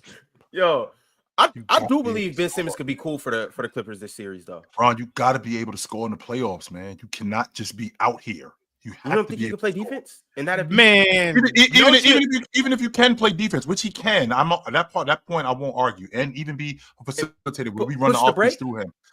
But that's the difference. The difference is that you can push the break all day long, but if you can't score, then we don't really worry about you. Bro, get this man out the NBA. This is his last year playing in the NBA if he stinks it up in the playoffs. I promise you, it's over with. Yeah, finished. I just believe Ty Lue and the crew that they got, like, they can use Ben Simmons. I think Ben Simmons could be useful. I'm not saying he's gonna play 30 minutes a game and that he's gonna get back to his 76ers ways, but 10 minutes of Ben Simmons playing defense a night like that and distributing, no more than that.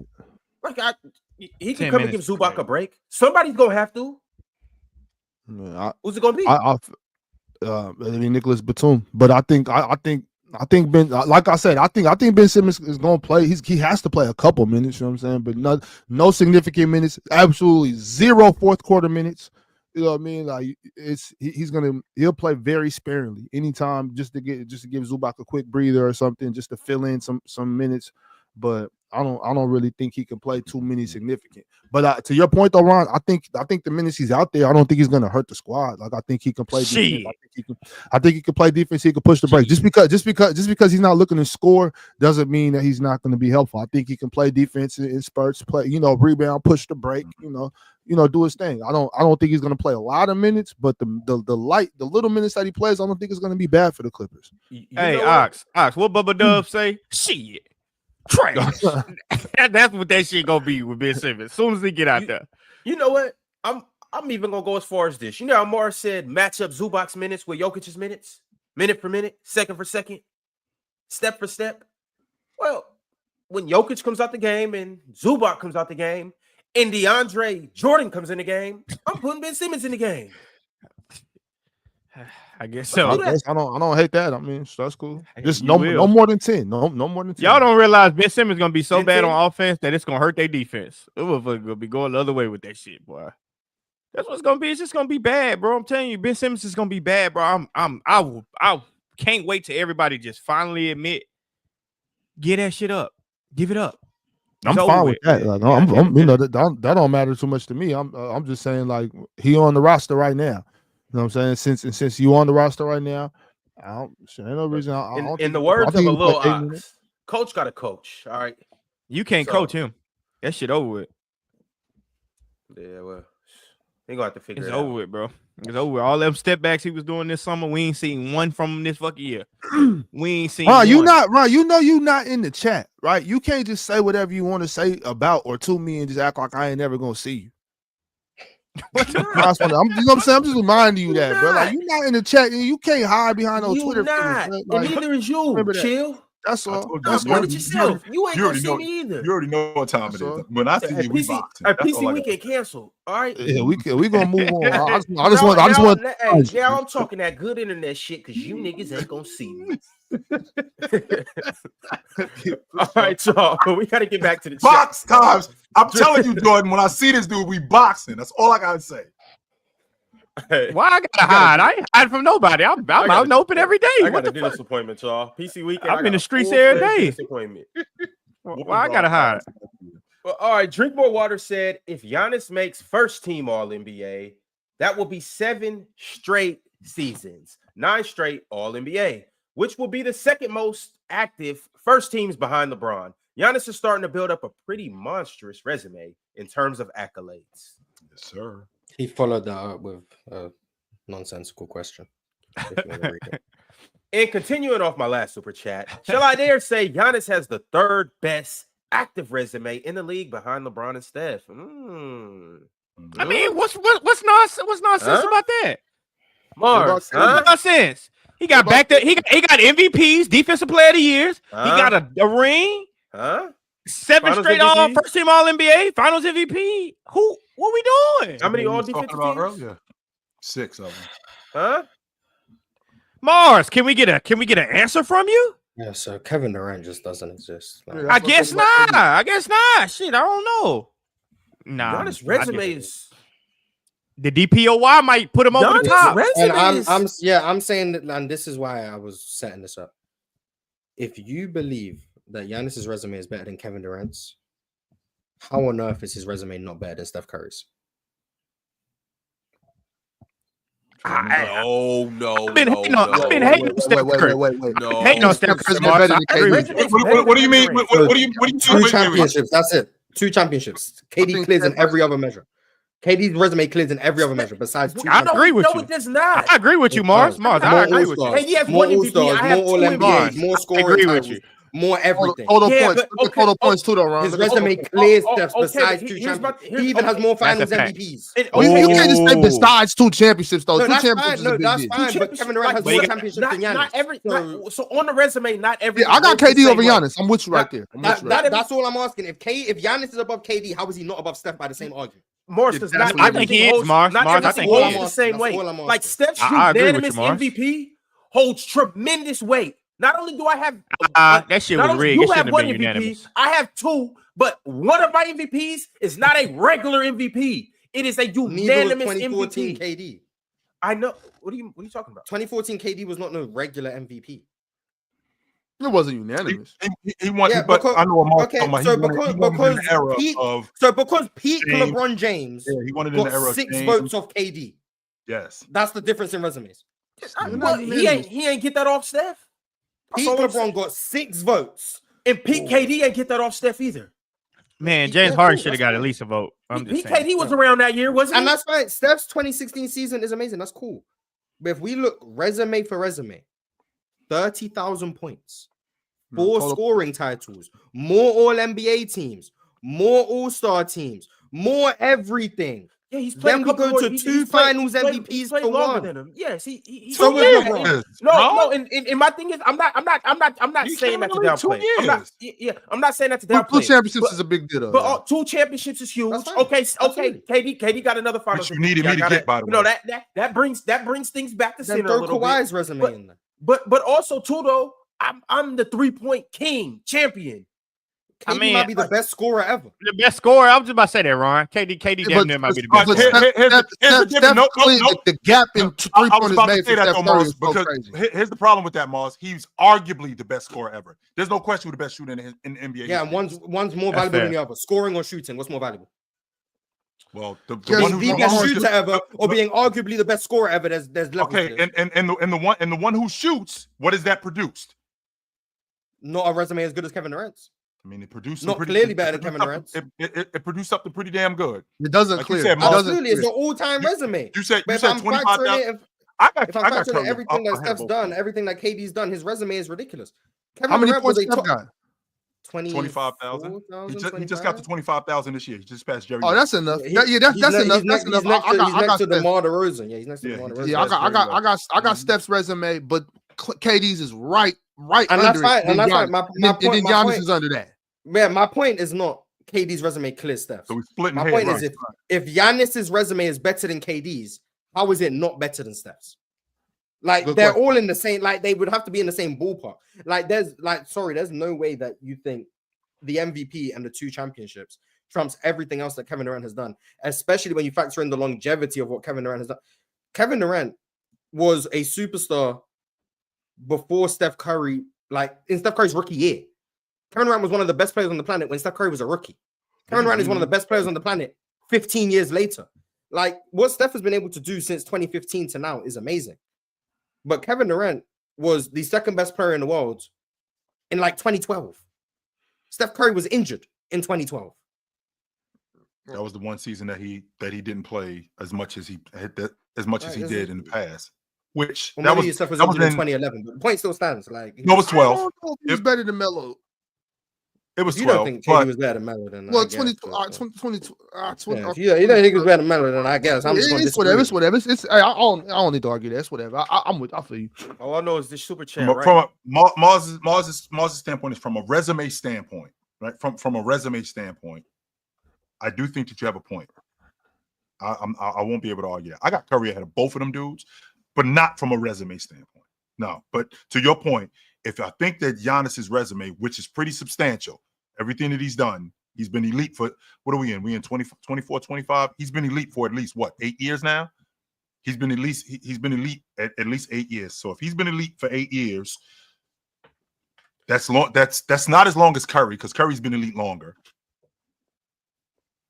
The back-to-back league MVPs, the defensive player of the year. Was he better in his prime in terms of a resume? Was he better in his prime? Which goes back to my original point to you, Ron, when you had asked me about the best NBA seasons. Do you know that we got a guy running around in the NBA today that's going to average 30, 10, and 6 for the 3rd straight year, and he's not going to win league MVP? 12. These how many guys in NBA history has done that? Just so you know, these how many guys in NBA history have done that? Average 30, 10, and 6 for the 3rd straight year and not going to win league MVP. That doesn't happen ever. Yeah, I still don't think Giannis' resume is with KD and Steph's. I think there's a little space in between. I think you go. Well, Giannis he ain't been around long enough. He ain't been around long enough. He hasn't done it. Right, but the super chat's talking about active resume, and so we're talking about active resume. Talking about right now. Same length as I don't think so. I don't think Giannis is caught up to KD and Steph yet, and I also don't think. I do think Steph's is a little right over KD as well. Giannis about to have 9 All NBAs, I think. Water said. Steph has 10, probably gonna be 11 this year. KD has 11. KD has 11, and he's KD's he might not get on this year. Yeah, he can't. He didn't play 65. Oh, yeah. Which is a whole different kind of ones. Yeah. But like, so he's 2 All NBA seasons behind. He has as many MVPs as Steph. If you factor in the defensive stuff, clearly Giannis. He has all defensive teams, defensive player of the years, finals MVP, just like Steph does. Now Steph has the other 3 championships. But like, we get to a point. That's a big deal. And this is just me thinking. If people tax KD's rings because he went to play with Steph, how are Steph's rings holding the same weight as other rings if he had to play with KD? Like, it doesn't add up to me. you get what I'm saying? I get. I'm not Like, the ring should weigh less for everyone on the roster if that's the case. I You can't just be like the ring weighs less for Kevin Durant, but then it weighs equal amount for Steph. Like, because this is the real conversation. This is the real conversation, and in this real conversation, we can't tax rings. You know what I'm saying? I agree. You know what I mean? When we're doing that, KD having has fun 2 narrative rings and thing, 2 like, finals that's MVPs. cool. KD has 2 rings and 2 finals MVPs. More finals MVPs than Steph, obviously less rings. Then they're going to be tied in all NBAs. KD has more All-Star selections. The longevity is clearly Kevin Durant. And I mean, you talk about just who was great for longer, like that's still Kevin Durant. The points, all of that stuff. Arguably the greatest scorer ever. Like, we're getting to a point where it's like the resumes are close. And Giannis, I think, is also in that group. 4-time scoring champ too. Definitely Yeah, throw that 4-time scoring champ. Steph, I think, is a 2-time scoring champ. Yeah, he had 2 times. And then like Giannis, Giannis for me, like when you factor in the defense and stuff, like on a resume standpoint, what he has is like amazing too. I just don't understand how Steph is above these talks and then Kevin Durant is in these talks. Like, it doesn't, like, for me, it's LeBron, and then everyone else's resume have a conversation. Jokic has 3 MVPs. Like, that's a lot of MVPs. He has a finals MVP, a championship. Like, that's a lot of stuff. Like, so Jokic is in these talks as well, in my opinion. Like, if you want to like take away some of the longevity stuff, like Kawhi Leonard, what he's done with the all defensive teams, the all NBA teams, the playoff performances, like Kawhi, you could throw into this conversation. If you're more regular season oriented, if you're more regular season oriented, James Harden, Russell Westbrook has 200 triple doubles in his career. Like, goddamn. Like, I don't know. I just feel like I'd say like Steph is above these talks. Is just you're losing me. But I got Steph though. I think Steph has the second best resume in the NBA right now. Hey, another thing too with Mars, another thing too that Mars is bringing into point is why don't nobody hold the fact that Steph Curry be missing the playoffs a lot too? Why don't nobody hold that against him? Does he? 2020, 2021, last year, possibly this year too. That'll be 4 of why nobody hold that against them too? He's not going to miss the playoffs this year. So they might. They're in the play. 4 years. 4 of the last 6 years is a lot of time. But how long Steph been in the league? Yes, but hold on. 2008. Since 2008. Yeah, that's a lot of times for y'all to be talking about. But y'all, as great as we talk about, he's been in the playoffs 1, 2, 3, 4, 5, 6, 7, 8, 9. He's been in the playoffs 9 times. He's in year 16. Can't we say that same thing about KD? I went 9 times. KD, and we can't say the same thing about when KD. have we? James Harden went 16 times, but you know. Yes, that's what I'm saying. So would you guys rather go 16 Curry got times, Jordan? That's what I'm saying. Would you guys rather go? Hold on. Okay, hold on. Let me bring my point up. Resume is better than Steph's, but we're nitpicking. But let me. Great resumes in the NBA. Steph's missed the playoffs 4 times in the last 6 years. And I'm here to tell you, respectfully, I don't. And he only got 1 Finals MVP. No, you should because he only got 1 Finals MVP. What's Stephen A said, Rob? You should because he got 1 Finals MVP. Yeah, but you should though because he got 1 Finals MVP. No, I'm saying y'all comparing that to Giannis about Giannis having more championships to him. Yes, but Giannis can pull his team to the playoffs, quote unquote, by himself with 1 guy. Steph missing some guy, missing the playoffs. That's what it looked like. If Steph don't got somebody with what can Ox, you the man. This your word. What carryability is Steph doing to where he got to miss playoff 4 times when people been saying he in a GOAT conversation? When have we ever been able to allow that? I've also said when Steph Curry has a competent squad. When Steph Curry has a competent squad, yes, what you need a competent squad, Jordan. When he has not if I got carryability. When he has a competent team, he shows tons of carryability. But with that being said, I understand he's missed a couple playoffs. But y'all trying to just write this one off. This year. But you can't add this until it happens, Jordan. Don't do that. So how many times if they do miss it, does that hurt the resume or no? Because you said you don't care. Yes. Yeah, it should hurt the resume. Does that hurt the resume? If y'all, I mean, look, wait. When you looking at the resume, wait, hold on. Let me tell you something, Morris. In the resume, and I know you're a young fella. You know what I'm saying? Maybe you don't have too many. Maybe you haven't turned in too many resumes. But what your resume has is what you've done. Nobody. There's nothing on the resume that says I'm not. Nobody says I'm not good at Excel on their resume. No, we only talk about what you do. What you've done and what you did. We're not talking about nothing else but what you've done. I'm just saying. I didn't. Are we looking at resumes or rap sheets? Rap sheets. I didn't pull his county jail file. If the resume is just the positive stuff, then no, it's got to be the negative stuff too. So Jordan, that's in this resume. Then this is rap sheet. No, this ain't a resume.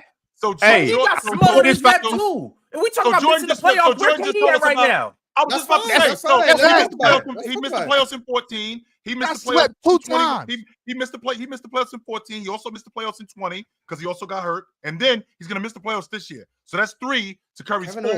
Kevin Durant did not miss the playoffs in 2014. Wasn't he hurt? How was he miss the playoffs? No. Wasn't he? What year was that? Yeah, in 2015 he missed the That's season what I'm and the talking Thunder missed the playoffs. That's what I'm. Yeah, he He missed didn't the miss the playoffs. He missed the playoffs. Okay, so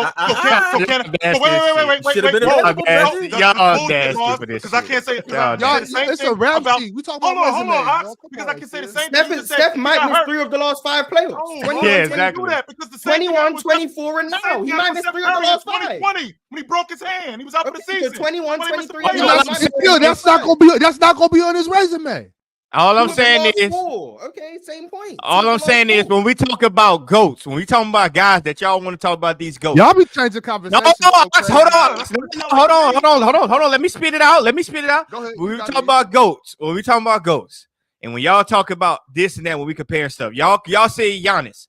Giannis got carryability. Giannis' resume speaks for itself, offensive, defensively. All I'm saying is Steph is damn good, but him missing these playoffs because one player get hurt or the team isn't quote unquote that good. When you got guys like James Harden, Giannis, LeBron, who else you want to name that put their cape on and say, I don't give a damn. At least I'm going to get there. Not only do the Warriors be missing the playoffs, sometimes they stink too.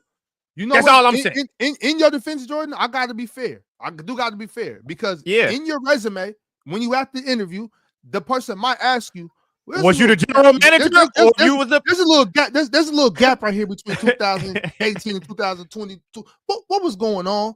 You know what I'm saying? They will ask you that, and you do got to explain that if they ask you. But we're not talking about interview processes right now. We're talking about just the resume. So if you to come up here and just start throwing in, oh, well, he missed the playoffs. I thought we were talking about active resumes. Whose is the best, bro? We're supposed to be talking about who has the most story, accolades, all that type of stuff, scoring championships, all that. We got to keep it there. Missed the playoffs, this turns into a very disingenuous conversation. Saying, man. Because How many times in that case,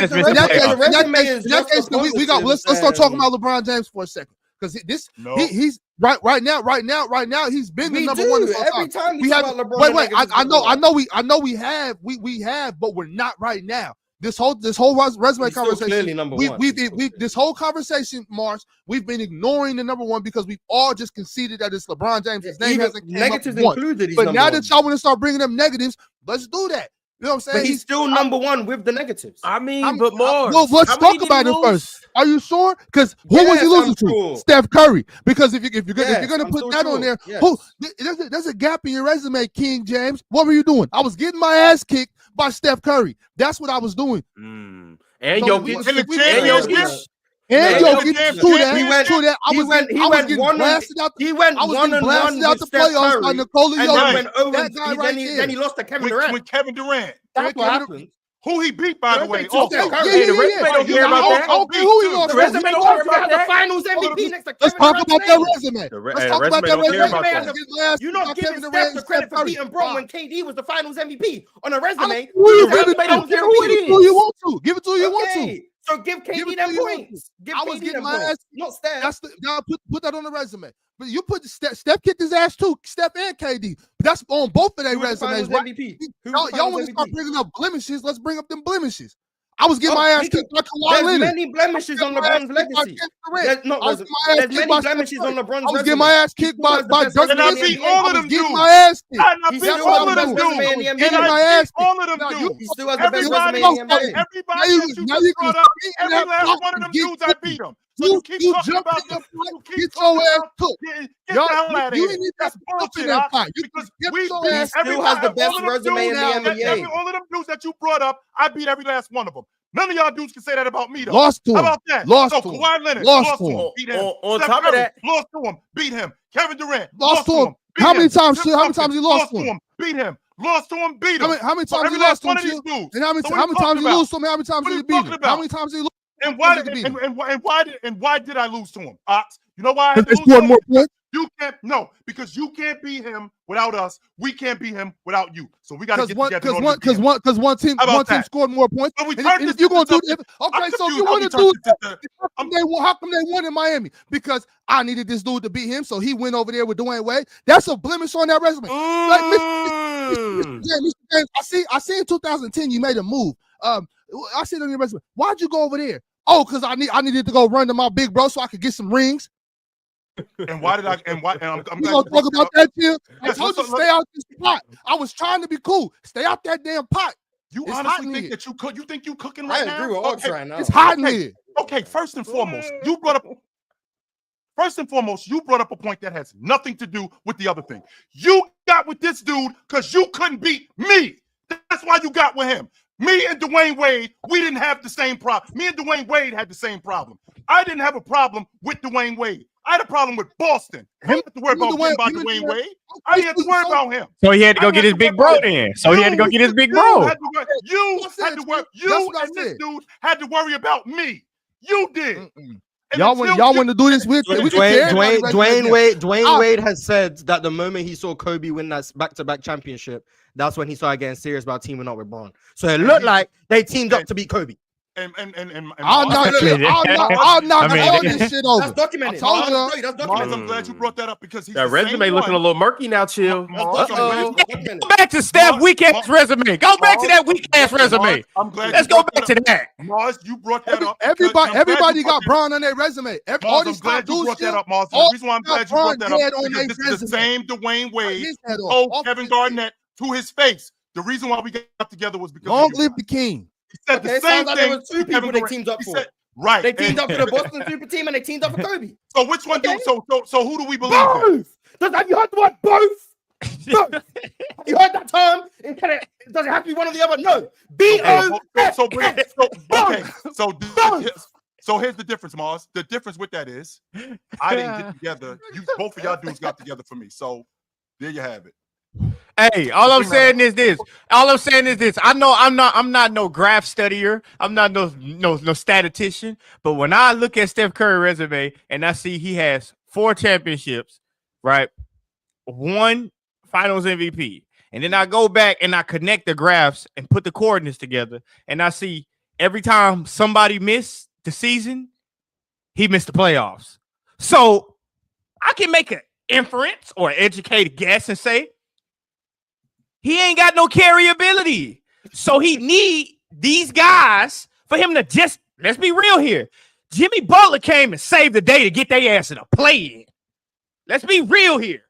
All I'm saying is, y'all want to talk about Jimmy resume? Y'all want to talk about this GOAT talk. I'm not saying Steph not goated. Mr. Silver, I'm not saying Steph goated. But all I'm saying is, let's connect the dots. Why he can't get the Finals MVP and why he can't miss the playoffs. I mean, why he can't make the playoffs? Giannis making it. James still making it.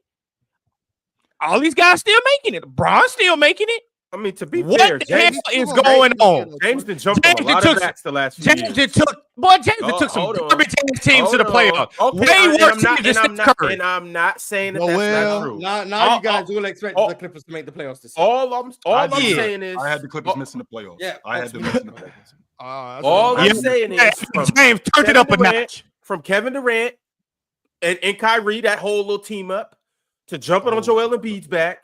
8 straight in Houston. What we doing?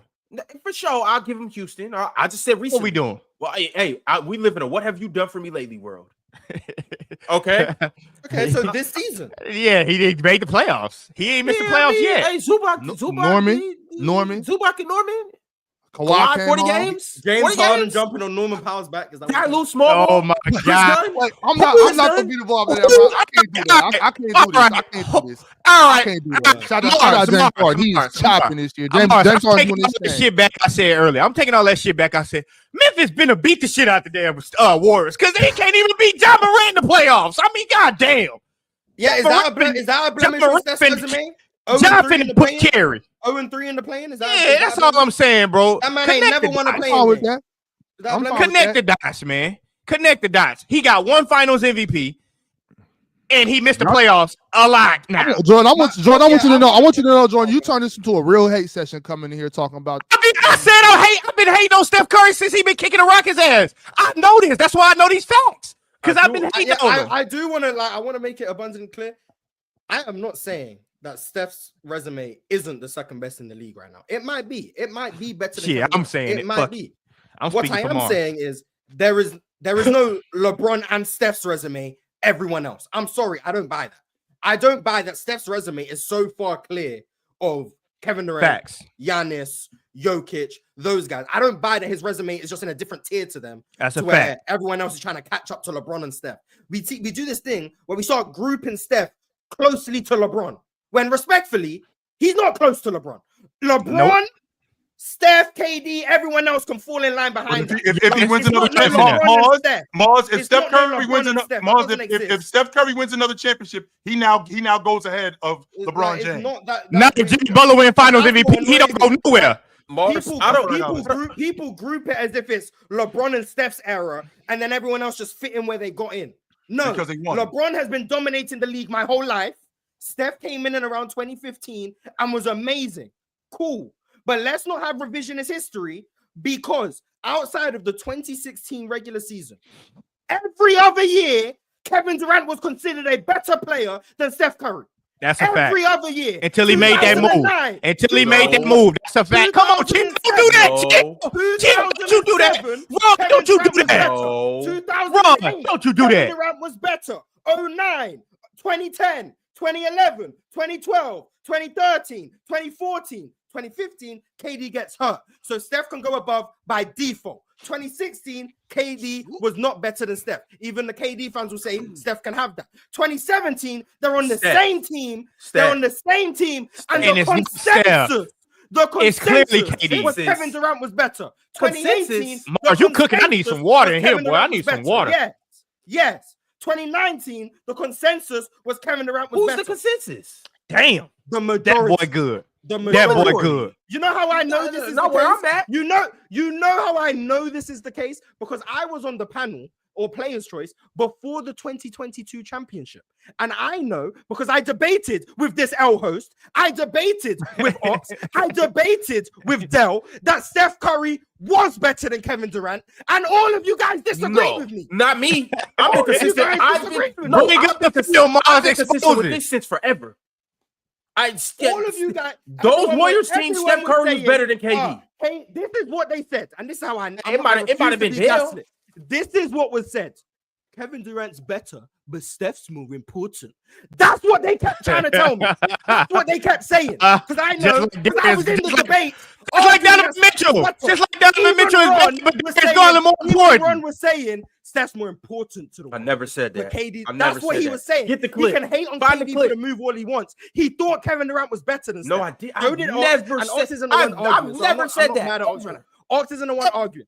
Dell was doing the same thing. Anyone who watched PC before the 2022 championship, everyone knows I was the only one on this platform arguing. Go find the clip. Steph Curry was the best player on that. Go find the clip of me. Everyone disagreed. No. When did the clip of me ever say Kevin Durant was clip, JD? When did the gap between Steph Curry? When did the gap between Steph Curry and Kevin Durant close? Because in 09, Steph Curry is a rookie. Kevin Durant is leading the league in scoring. In 2010, Kevin Durant. Damn, chill. You hit a robot? Chill at NASA. What happened? You freezing right now. Chill at with the NASA. Anyway, so in 2010, he's in year 2. KD is leading the league in scoring again. There's a gap. 2011, there's a gap. 2012. Steph Curry plays only 26 games. This isn't a conversation. He's talking about getting traded. 2013, I think he made the All-Star team that year, if I'm not mistaken. And I think they made the playoffs. 2014, we're starting to get closer. One more time. David Lee made the All-Star game, not Steph. So in 12 or 13. Damn! What the hell? Yeah, David Lee. This resume getting weaker and weaker. God damn. Nah, David Lee was just like that. Let's check out his resume too. But go ahead, Chill. We're not again. So 13, 14, the gap is still a substantial gap. KD wins the league MVP. 15, they win 67 games. Steph Curry wins the league MVP. Now the gap is starting to close. It's not closed substantially, but Kevin Durant got hurt. The gap. No one was thinking the gap is closing between Steph and KD. What people thought was Kevin Durant hasn't played this year. Are we sitting here? Are we honestly sitting here and saying that in 2015, 2016, when Steph Curry won the league MVP, 2014, 2015. Okay, I'm talking about 2014, 2015. No, you said 2015. Okay. Yeah. Okay, let's stay with 2015. Sure, let's stay with 2015. No one was like, "Oh, Steph's getting close to KD." No one thought that. That is not true, Mars. Yeah, that's not They true. won the No, league that's- MVP. that's and they really- won the that's NBA. really No not one was true. having no Steph KD And conversation. After what he did, So, after okay. what he did in the All right, finals, all right, Ma. Okay, so nobody Yeah, was doing lose it. the Okay. finals MVP. No one was having Forget Steph that, Ron. KD conversation. Forget that, Ron. Okay, so now I'm not KD, I'm sorry. Steph Curry is in 2015, 2016. He's in year 6 now. I think 7. The year that they lost in 16. I think we're in year 6 at that point, either year 6 or year 7. So now he jumps KD in 16. Yeah, Beats him he in the was better playoffs. that year. Yeah, he's better that year. Okay, so in order for me, this is where the lines get blurred for me. That in order for me to jump over somebody that substantial who's been better than me for that long, at some point I have to have been close to them. And from what I'm listening to from you, from 2008 to 2015, when I won the league MVP, we weren't close. So now we get to 2016. We go from 2016, Mars, and now that's I'm not better true. than him. How does that happen, Mars? 2016, Steph played better than Kevin Durant. What Is part of that is do you not the end of understand? it? Is that the end Yes, of it? 2016, Steph played better than KD. What part of that is that Japanese? Is that Chinese? Like, what part of that is hard to understand? In 2016, Steph played better than KD. Okay. So when we got guys playing better than guys, now we're gonna put them over them when they're not. I never close. said Steph was got better. No. I got you. No. I got What you. I said was No, you said he played better. You don't said got me. You clearly don't got me. You just said he played better. You just said he played better. I heard So you. then what I part? heard So what you what's said. your misunderstanding? No, I So got what's you. your You said he misunderstanding? played better. You still don't think he's better, which means No, which what means I that. think is different to what the I heard. consensus thinks. What I think, But you is brought that the Steph consensus was up, better. Mars. Why are you bringing Yeah, up so the I'm saying consensus? the consensus thought Steph played better than Kevin Durant that year. But once again, if you ask the consensus when Kevin Durant joins the Warriors, if you asked people who's the best player on the Warriors, they thought it was Kevin Durant. That's what it was. Steph had a better season in 2016. Even Kevin Durant fans will admit that, accept that that is what it is. But Kevin Durant fans and the consensus of the basketball world did not think that Kevin Durant was a worse basketball player than Stephen Curry because he had a worse season in 2016. And then that was compounded by the fact that in 2017, Kevin Durant did what he did in the postseason, dominated the finals, and yes, the consensus was Kevin Durant was the Warriors' best player. In 2018, the consensus was Kevin Durant was the Warriors' best player. In 2019, the consensus was Kevin Durant was the Warriors' best player. The consensus was you needed me in order to win. When they That went was the into the consensus. playoffs, and This was Kevin my Durant thing. had those And I two allowed- games against the Clippers, I'm not and buying everyone it. was like, "Why are you not scoring on Patrick Beverley?" Then he said, "You know who I am," and then decided to average 36 for the rest of the postseason until he got hurt. And then he got hurt. They started losing to Toronto. Kevin Durant comes back for 12 minutes, and everyone was like, "Yeah, this is the best player on the team." That was the consensus opinion. The whole 3 years in Golden State, the consensus opinion was Kevin Durant was the best player on the team. In 2020, No, it was both not. of them got hurt. In It's not true. 2021, Chill. Morris, It's no way you. Morris, It's I no way want you you to can't. know. had his I want you to know MVP this is you, caliber Morris. This is season not the in consensus. 2020. No, This is no, Morris but it's saying no way this. y'all This is don't. not Think, the it's no way consensus. y'all don't Revisionist think that's. history is crazy. This is There's no way y'all don't this think is that history. KD acting wasn't like better this than wasn't Steph a Curry. consensus. Like y'all are crazy. Now, with that. now that I'm really thinking on it, I'm gonna keep it hot.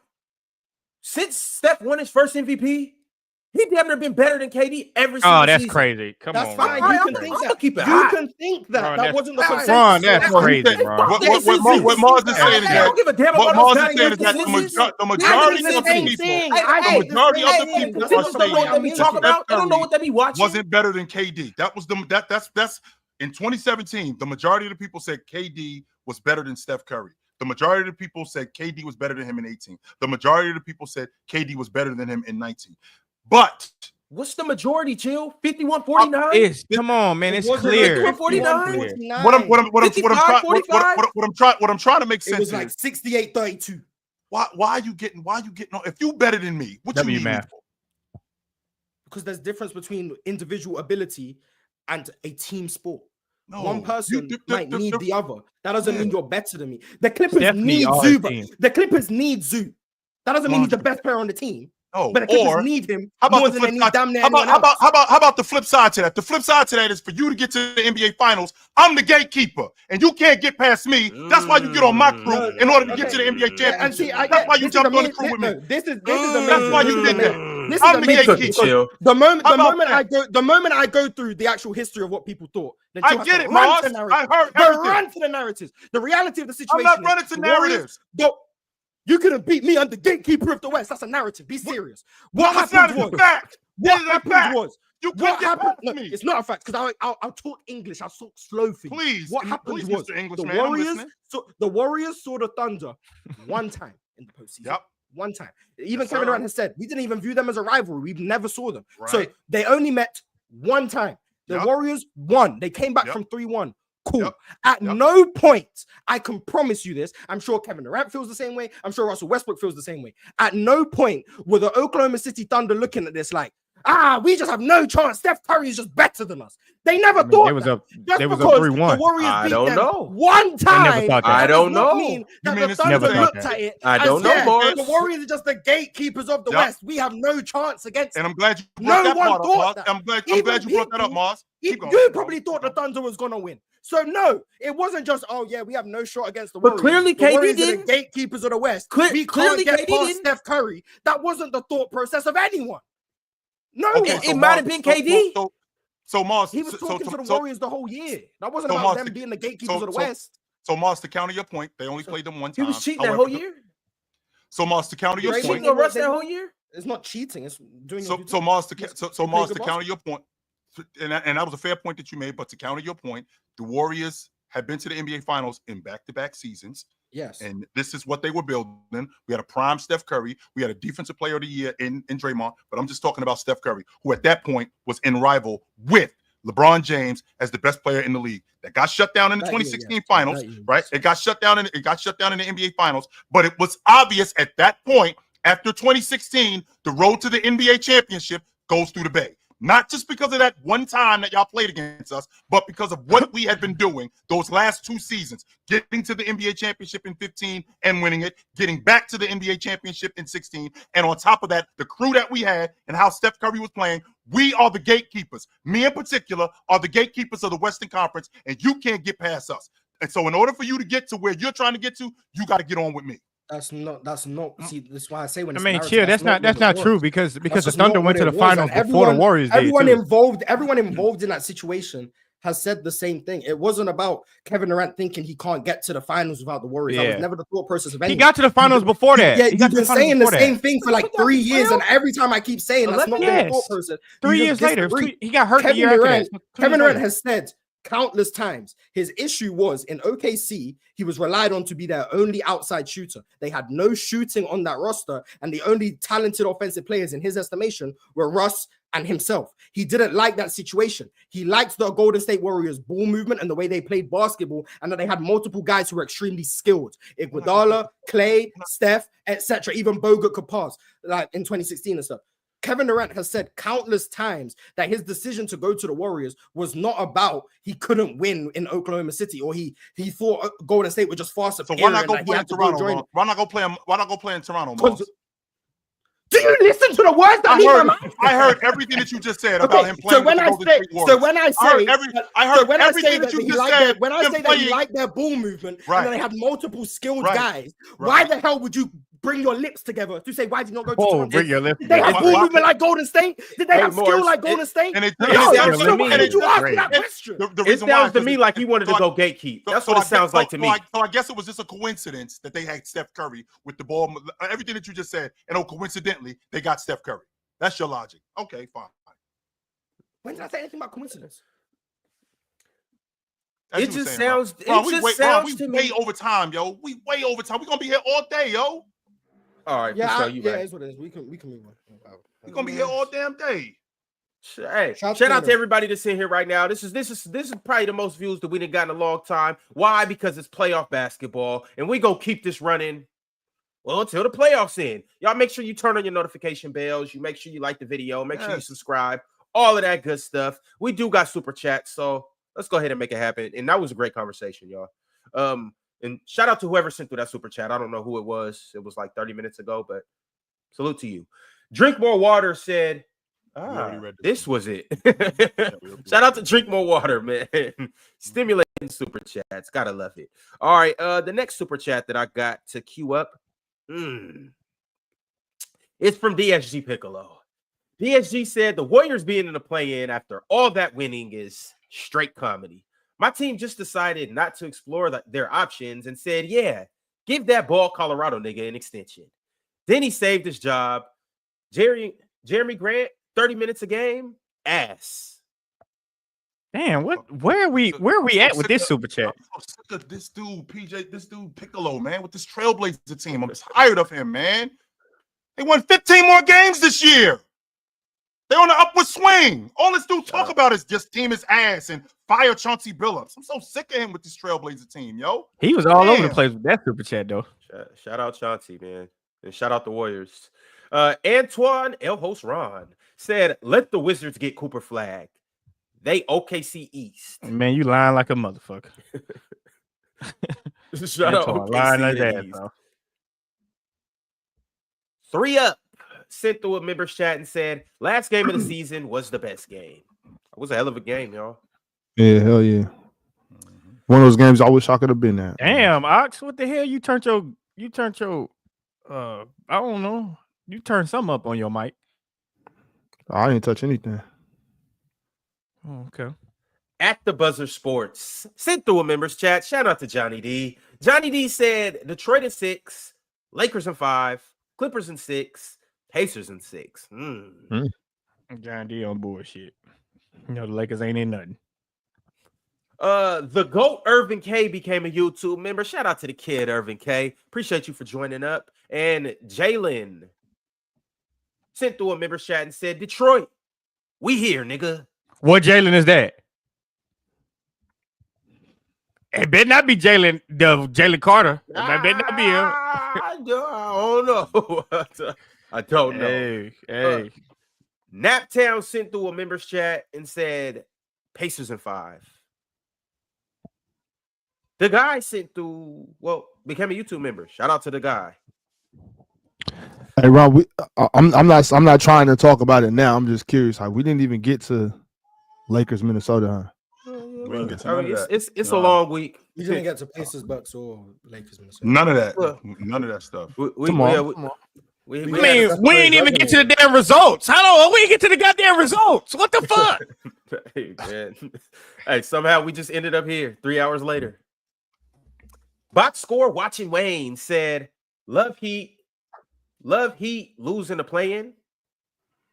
Love to see the Heat losing the play-in.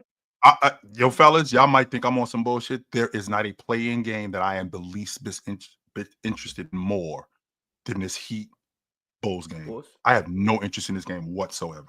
None. I have no interest in this game. I'm gonna check it out though. I'm gonna watch it, but I don't have no interest in it. None whatsoever. Superman Real said, if Shea wins the MVP and Harden gets second team, my odds are OKC, Clips, Bucks, Denver, Anomaly LeBron, Cavs, Celtics.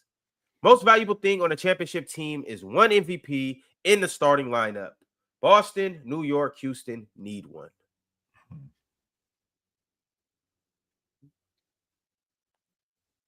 Okay. Oh, okay. All right. Yeah, everybody needs an MVP. So that was just Celtics hate, I assume. That's what it sounds like. Yeah, get an MVP, Boston.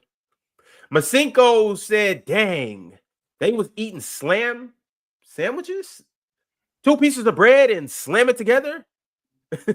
Happy for Detroit, because last year I was 100% with Damo on them and looked crazy. Yeah. Definitely looked crazy after y'all almost lost 40 straight. Damo was just 1 year. They was on their way to doing that, Ox. That was 100% about to happen. 100%. Toronto don't throw a monkey wrench in that. They losing 40 straight games. My dog Cheese gifted 10 players choice memberships. If you are one of the lucky individuals to get one of these memberships, make sure you like the video and make sure you subscribe and do all that other good stuff. But shout out to Cheese. You are a legend. Jacko VX said, if we lose to Detroit, the number 1 enemy will be Leon and Mikhail. Who's Leon? Leon, what you call it? The general manager. Rose, I think. Shout out Leon. Damo became a YouTube member. Shout out Damo. It's been a while since we seen you, brother. Good to have you back around these parts of town. Stacks Different Timing said, hit you on IG weeks ago, Ron, to cook F-Tails like this. Who's F-Tails? I don't know. You gotta let me know who F-Tails is, and I'll cook them. I got you, but I don't know who F-Tails is. Braden Callister said, I was quite surprised with Kuminga being taken out of the rotation, even though he's had a pretty bad return from injury and hasn't fit well at all with Jimmy. Do you see a rotation with him going forward? I think he'll find minutes for him. Yeah, I think he could find some minutes for him. I didn't think it's a must. This Denver series, if they end up playing Houston, I think they'll find some run for him. Driving for the Kingdom Entertainment says, shout out Malaysia for Wiley, for not allowing Dawn to disrespect her anymore. She thought she would be a starter as a freshman, brought in Pow Pow. Now she did it again with Latson. Latson, nice.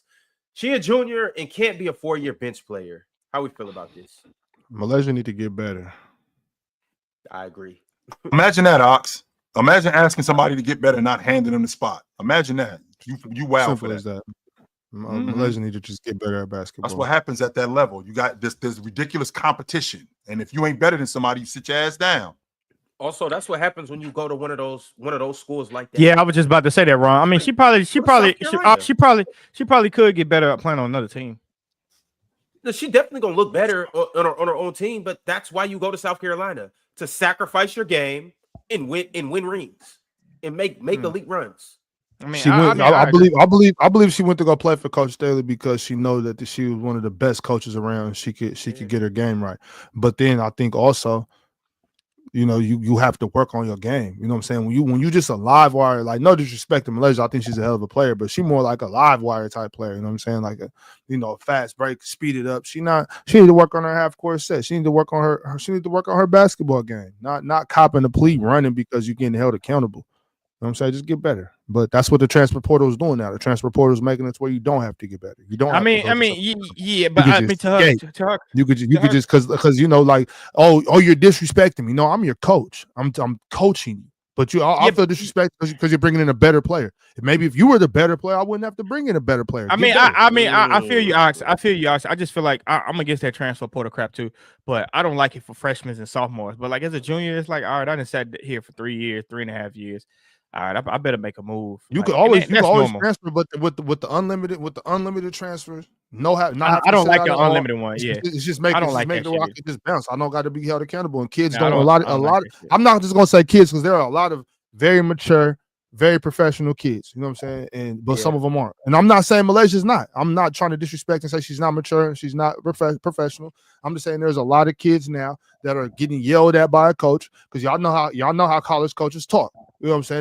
They're gonna let you know what's up. Their job is on the line. They're gonna tell you what's real, and they might not say it the way that somebody, a loved one, might talk to you. They're gonna hold you accountable, and some people can't handle that. You know what I mean? And that's whatever. You know what I'm saying?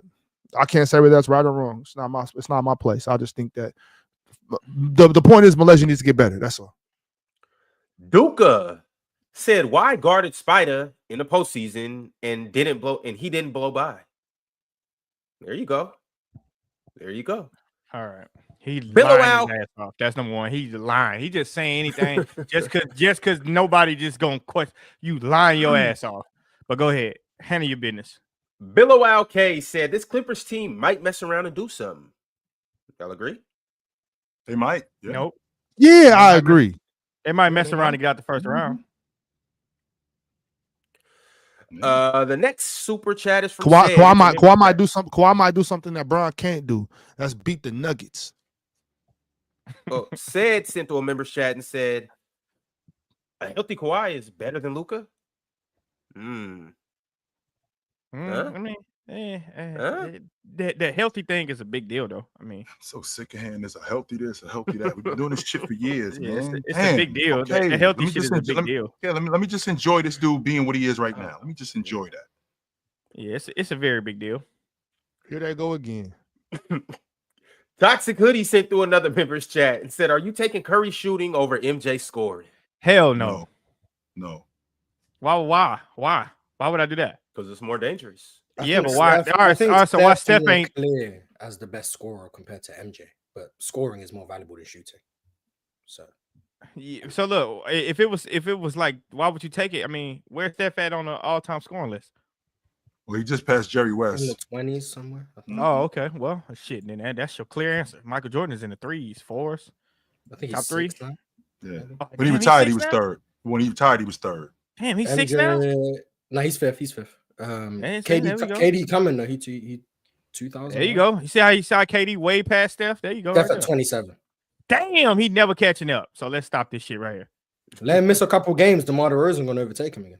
Oh my God. So you mean to tell me Steph he's by DeMar DeRozan? Hey, With that resume? Easy. That's I'm a Debo fan, but I'm just saying, man. Hey, man, resume get weaker and weaker the more we investigate. This shit's nasty. I'm fucking losing weight. How sick I am. This shit is so nasty. Oh my God, yo. Yo, hey, chill, relax, man. It's the playoff time. This shit is so nasty. Chill. Hey, chill. The chat having a good time. Morris having a good time. Like, chill. What kind of sickness is that? It's April. This the second best month of the year. Man. We having a ball. It's been such a good episode. Hey, Morris might take his do-rag off today. That's how good of an episode has been. WNBA draft is tonight, man. If Mars take his do-rag off and he got a D-Town fade underneath there, I'm gonna give Mars all the credit I can give him, boy. All right, y'all. Kill Switch R6 became a YouTube member today. Bino also sent through a members chat and said, "Damn, Ron's getting exposed. Pull up the clips." Somebody? Anybody? I would love to see these clips that are spoken about. Get that argument and make sure you get the flashback where Ron is saying, "KD's clear stuff." And Ox. Go on, get it. I wasn't involved in that part of the conversation. Please find that clip. Oh, okay. My bad. You're right, Ox. I don't need to put you over there. My bad.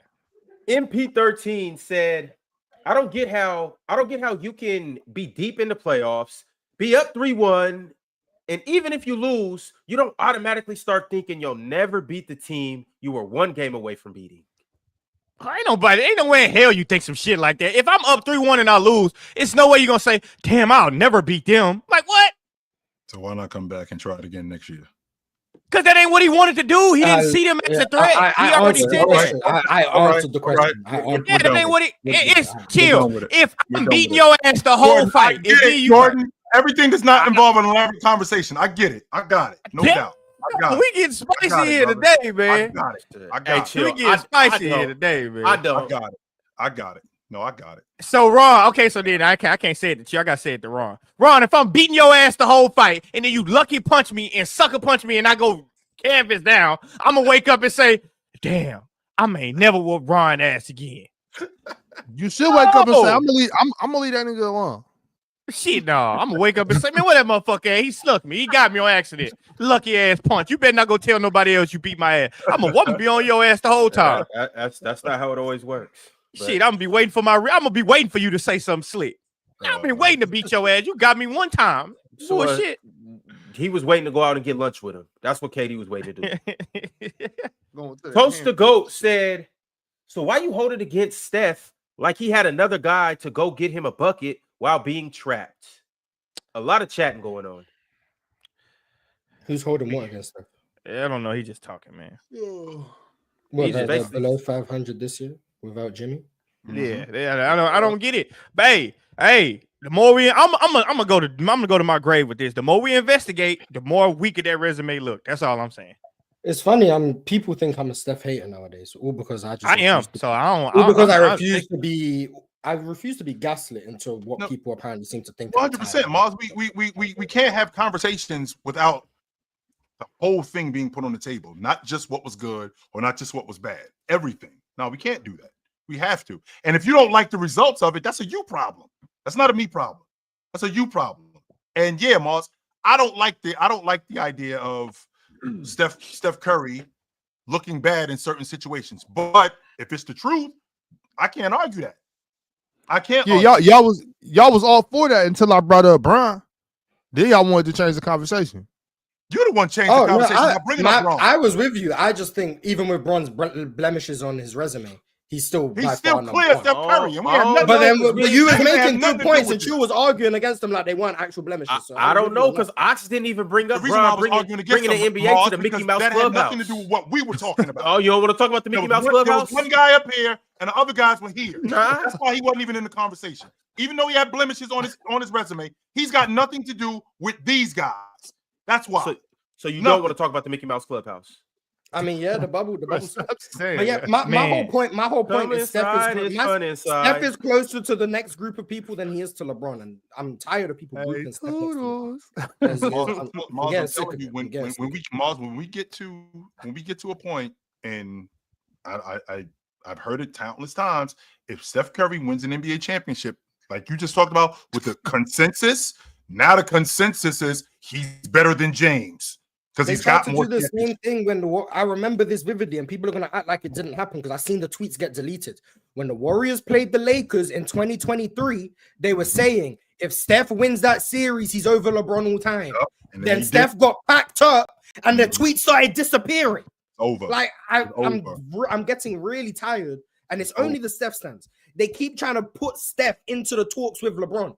Steph is closer to Kevin Durant and Giannis in them than he is to LeBron. Stop trying to act like this era is a two-person era. It's not. It's LeBron and then everyone else. Like I'm sick of it. Oh, give me gas talking about that little boy. That shit is hilarious. Be True 23 said Uno All NBA 13. Who's Uno? I agree. Who's Uno? James Harden. Oh. CJ Cash said, do you guys think Tatum is suffering from a narrative like Curry did before 2022? Both won easier rings in 15 and 2024. How does Tatum redeem himself? What? Make shots in the playoffs, he'll be fine. That's it. You don't need to redeem yourself from winning a ring. He Right. won a championship. He doesn't have to prove anything to anyone. Just play well in the playoffs, and then wherever Boston goes is where they go. Just play well in the playoffs. Control what you can control. Play well in the playoffs. Facts. Alan Bowling Pins. Shout out to Alan Bowling Pins and shut up, Alan L. Alan Bowling Pins said, shout out to the panel, but can we get back to at least one of those Sunday morning / afternoon PC shows that was organized chaos? No. Remember the good old Sunday Wednesday y'all see us plenty. How much more y'all want to see us? Y'all want us to be on all day, every day? For the right price. I'll jump on. I'm just saying. Hey, me too. Cause boy, I can hate on Steph for hours. I like my days. Shit, boy, I can get the hating on Steph like a motherfucker. Them motherfuckers gonna pay for what he did to the Rockets. Let's do that. He gonna pay for what he did to the Rockets. I'm gonna let you know that. That's what we do. Oh shit, yes, Steph gonna pay for what he did to the Rockets. I'm letting y'all know. I don't bar none of that shit y'all be talking about Steph. Every time I fucking talk about Steph in the top 5, that shit make me wake up at night. All right, Jordan. Hey, why you talking all that good shit? Hey, you don't know how this is gonna pan out. Shit, wait, Jordan, it might not be done. You waking up in the middle of the night again, Jordan. Hey, you do that. Hey, exactly. That's why I told you I can't wear no tape over my mouth. Hell no. Nah. Wait, what Charleston say? Ooh, give me gas. Talk about that little old boy. What was that? Yeah, but I'm saying, man, if the chat want it and the hustle call for it, you know what I'm saying? I'll be here on Sundays. I'll sleep on that call for it. You know what I'm saying? The hustle call for it. I'm gonna just get to it. All right. Yeah, man, hey, I'm gonna just let y'all know that nigga beat Houston one more time. I promise you. Jordan, I'm telling you. I'm going on a smear campaign. We Memphis fans. Shit, got me fucked. I'm telling you, y'all not. Hey, it can happen sooner than you think. It's about to happen. That's what I'm saying. Hell no, Memphis goes.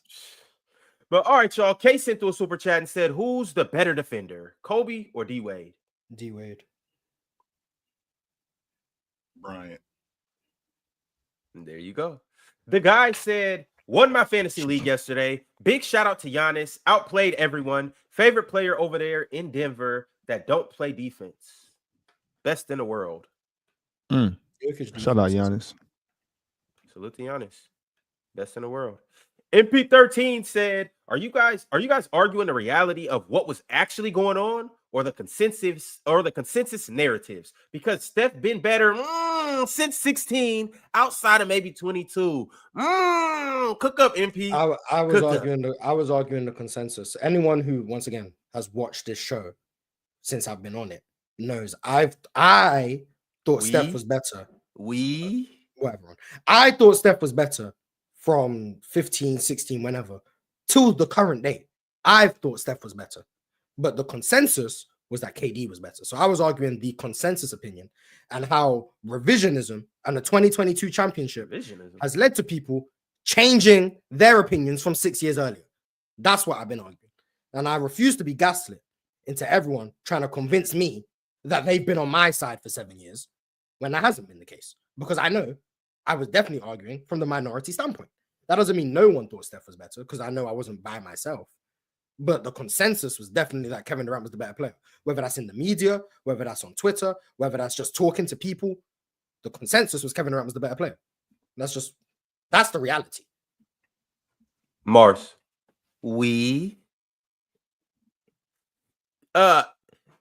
CMXR didn't say shit, but shout out to CMXR. Damo, shout out the boy Damo. Let's keep it a buck in the house. Damo said, can Orlando take the Celtics to 7? Jaylen Brown isn't healthy. JT plays worse in the playoffs, and P5 plays better in the playoffs. Saying Paolo plays better in the playoffs based on 7 games. Man, he a playoff. And saying that Jason Tatum plays worse in the playoffs is just not true. That's just not. He probably does play a little bit worse, but most people do. The only guys who get better in the playoffs are like LeBron. Worse enough to lose, or worse enough for this series to be. He plays in the regular season. That's what worse means. Just no, I'm talking about him. I'm thinking worse enough for this thing to go 7 games. Oh well, I don't. Yeah, no. 5 games. No. Kay sent through another super chat and said, "Ron, you wrong about Detroit. Ron, double G, wrong." It might be the last super chat I read of his. Alan Bowling Pin said, "One thing you got to do is chill. You weren't there for those days. Your seat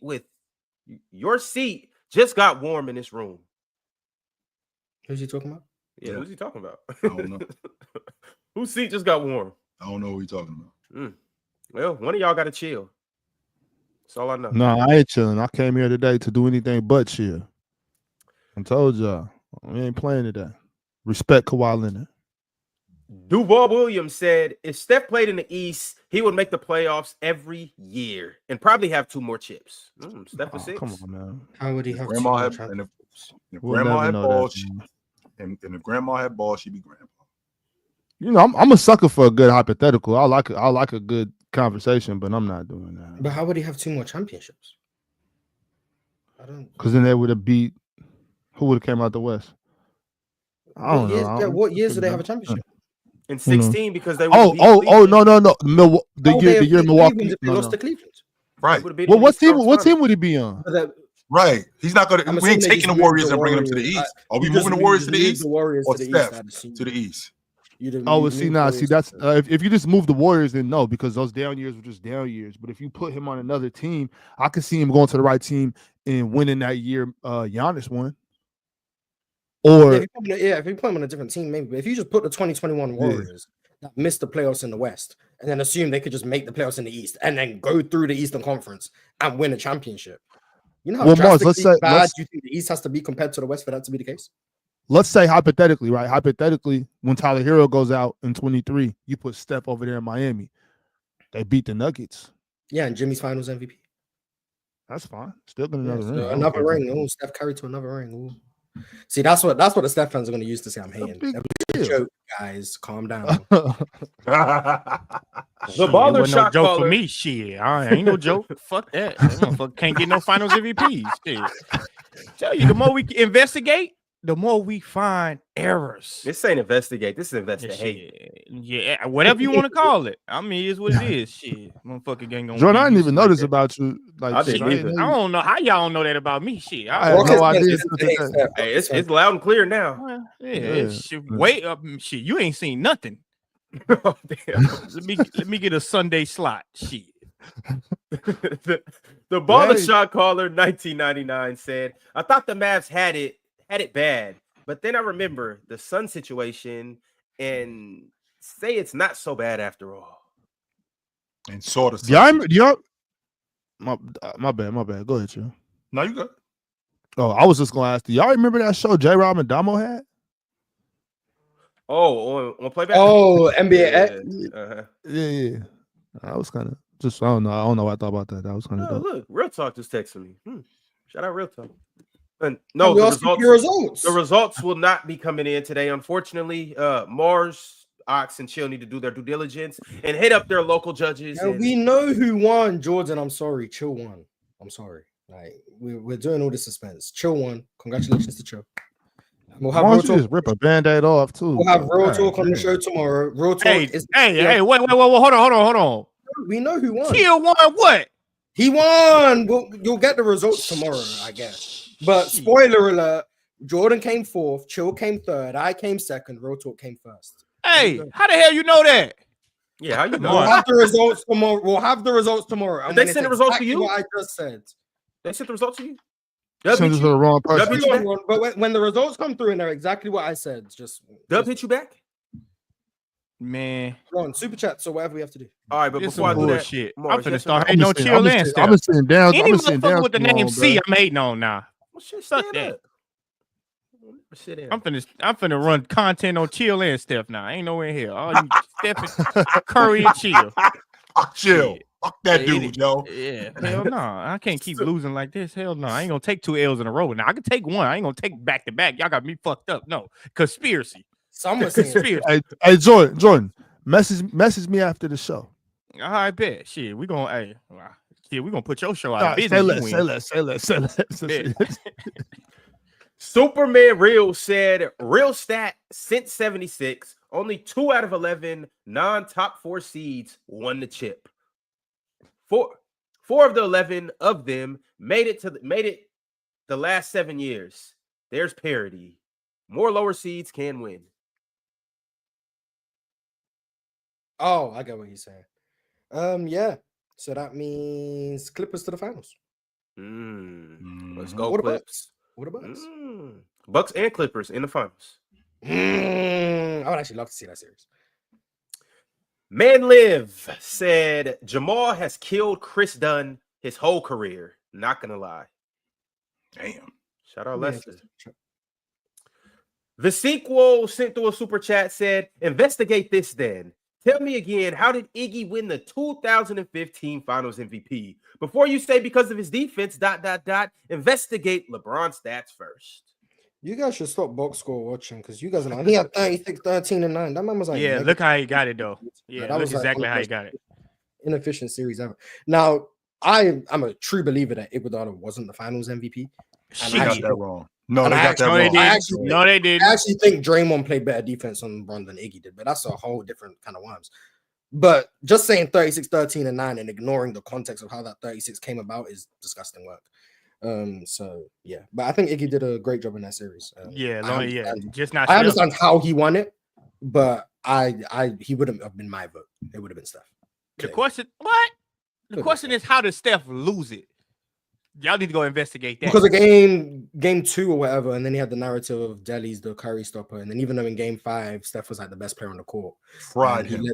He led the quarter. He led the series in fourth quarter scoring, and that was a series that was a lot of close games in the clutch. Hey, Mars. Damn, he lost. Let's move on. He lost. He won the series. He lost. No, he lost. He lost the finals. But yeah, Steph was amazing in that series. You know where it's coming from, though, right? You know where it's coming from. I mean, Jordan a hater, so like I'm fine. Like, no, not just a hater. Yeah, the Warriors own Houston. Yeah, the Warriors own. Yeah, I get it. Even in the Western Conference Finals, Steph dominated the Rockets in 2019. Yeah, I never played with the Warriors on 2K. I don't even fuck with them. So I get it. See, Jordan is an actual hater, but Steph stands where I'm a Steph Curry hater. And I don't get how you can even come to that conclusion. But Optimal Focus said Shea Gill, Meek Mill, Big Will, Uncle Phil, Lakers in 5. We're gonna talk about that series tomorrow or Wednesday or something. Yeah, we'll get around to it. I suppose we'll carve out a couple minutes to talk about that. Other series, I ain't gonna be here. SMN R&DM said, my PC, SMN R&DM, you back? Yeah, his SMN PC strike is said, over. my PC strike is over. DW, Ox, I got you. Don't worry. Don't worry, Ox, I got you. I spent hundreds telling y'all Kawhi is a problem. Only reason he is top 5 is because of, or isn't top 5, or is top 5, is because of No, injuries. isn't top 5 Otherwise, because of injuries. he's Correct. top 1. I don't think Kawhi would be the best in the world if he was healthy, but he definitely in the not the world, not the world, Mars. ever, yeah. Okay. Of all time. Yeah. A bum. But like, I'm also I don't know how I feel about like Ox is way higher on Kawhi than I am, but I'm also like relatively high on Kawhi. But I think he'd be like top 5 for sure if he was healthy every year. Shout out Kawhi. The sequel said 2011 through 2019 is Steph's era, and I don't like what he does to my Rockets. LOL. Go Rockets. Hashtag for the H. 2011. Year 2, Steph Curry. Year 2. Okay. You ain't no damn Rockets fan. You out your damn mind. Steph's era, 2011. Okay. Shout out to Yeah, Steph, that's part of the reason. I ain't gonna lie. That's part of the reason why I That's hated Steph Curry, because I got tired of motherfuckers in Houston showing up to the Toyota Center with Warriors jerseys on. With Curry jerseys on? Yeah, see, no, hell no. No, we ain't gonna They let them was slide for that kids, shit. Jordan. They was No, kids. I don't give a shit. I don't give a shit if they was 8. Take that shit off. No. I couldn't believe it. They filled up the arena with Steph fans. That's crazy. Jordan snatching jerseys off of 7-year-olds, bro. That's ridiculous, bro. Come Yeah. on. You worse than Debo. Joseph Washington said, shout out to the panel. And just to see Ron's head explode,